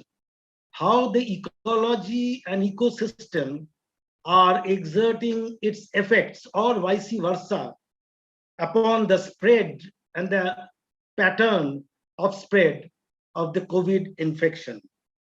Because a lot of dead bodies are getting dumped into the river Ganges every day, we are hearing. So what will be the fallout of that process, of that practice? So I was thinking if I could have listened something upon that. Many students I found are from the computer science and the IT department. So I was very eager to hear from them, particularly on the aspect of ecological modeling. There is a distinct branch of ecology called the computational ecology or the computational biology, mathematical ecology that has recently come up. Since many students are from the IT and the computer science background, it would have been better to hear something upon these issues. My third observation is that a lot of case studies have been given, good case studies, but it would have been little better if some case studies upon the area in which you live, if some highlights could have been made upon the environmental hotspots of your own locality and how to restore them. So I think this would have been slightly better. Fourth point is that there are various environmental issues that are presently in the offing. Number one is we have heard of lithosphere, biosphere, hydrosphere. There is another sphere called cryosphere, the land of perpetual ice. So cryosphere has an important role to play into the ecosystem and its component. It is said cryosphere is the second largest mover of the ecosystem. So a brief mention about the role of cryosphere, upon the role of aerosols, upon the role of sea surface microlayer, because it is said the sea surface microlayer, the upper few inches of the sea level, it drives the whole climate system. So these environmental attributes, these have a lot of influence to spell upon the ecological systems. And there is again those climatic inversions, the use of, we have heard of fossil fuels. Now there is another term has come up, non-conventional fossil fuels, the coal tar, the tar sand, those things. What are the ecological effects of exploitation of tar sand? These are the new avenues which need to have been focused.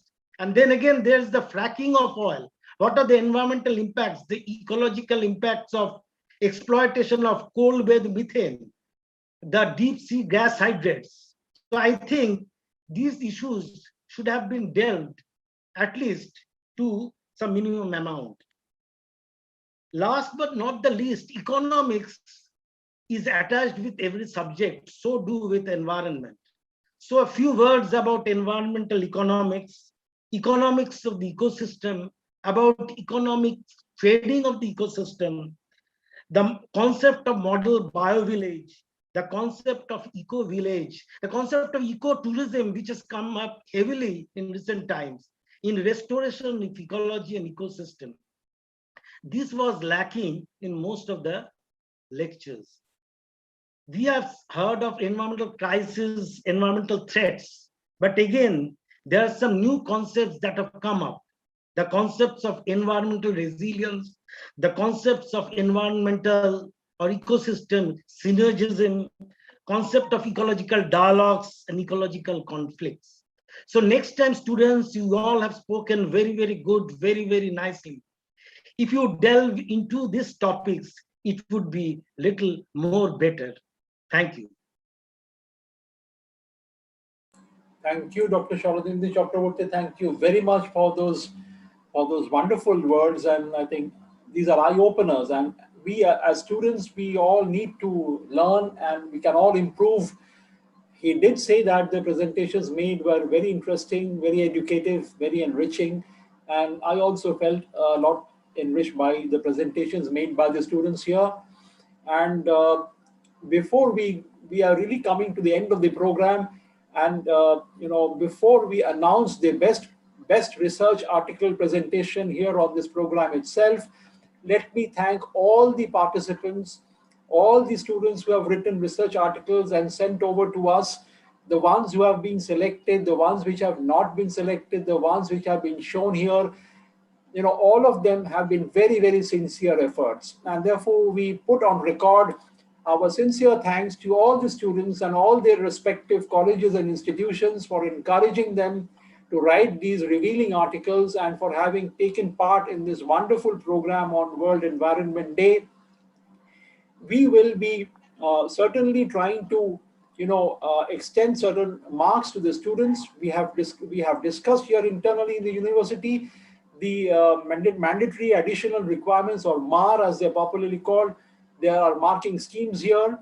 All the students who have taken part in this article writing competition, we have received them from the students, and we have got a complete repository of those articles, and all of these students will stand to gain marks in the MAR program. That's number one.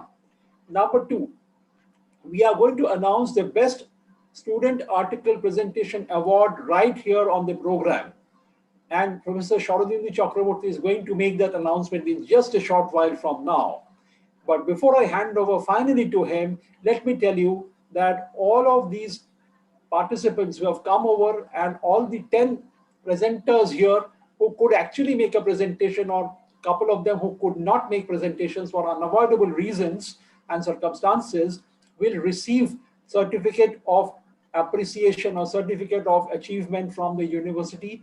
This will take a little bit of time. We will not be able to hand over certificates right here and right now. And all those people who are attending, student attendees for the program, will also receive certificates of attendance or certificates of participation. We have a record of who all have attended, and we will issue certificates of attendance or certificates of participation for all these student participants. Okay, thank you very much again, and thank you all. Thank you, judges, for giving your valuable time to us. Thank you all the people who have worked behind the scenes to make this event the way it has turned out. And I think it has been a very, very successful program. And we have had a sustained presence of about 1,000 people, which is the maximum capacity for the program. And thank you all very much. And finally, for one last time, I go to Professor Sharadindu Chakraborty to tell us who is the lucky winner of the Best Student Article Presentation Award. Professor Chakraborty. Thank you, Professor Mukherjee. We have made an exhaustive internal assessment, internal discussion, and finally, I'm happy to announce the name of none other than Shomi Kole. She has turned out the victorious, and she has really been blessed with the gift of the GLAB. All the speakers have been particularly well, but somehow she has succeeded even by a whisker. Thank you, Professor Mukherjee. Thank you so much, Shomi.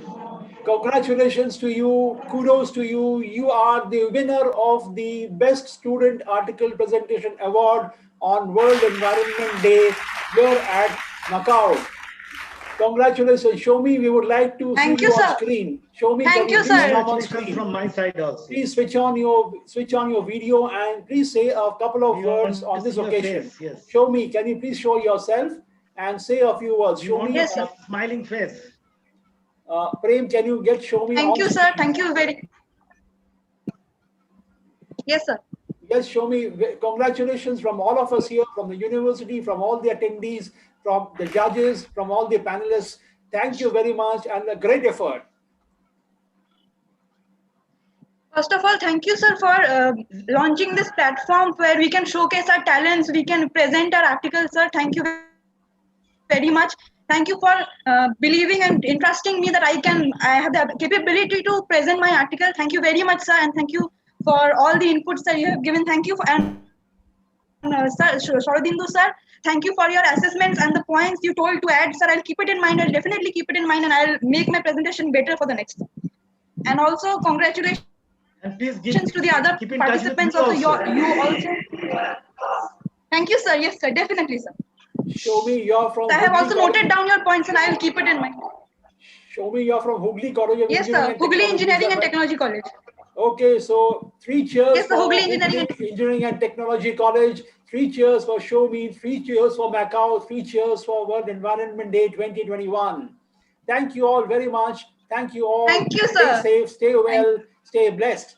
So with these words, we bid you goodbye and hope to see you again very soon on a different and a very interesting program here on MAKAUT's platform of College Connect.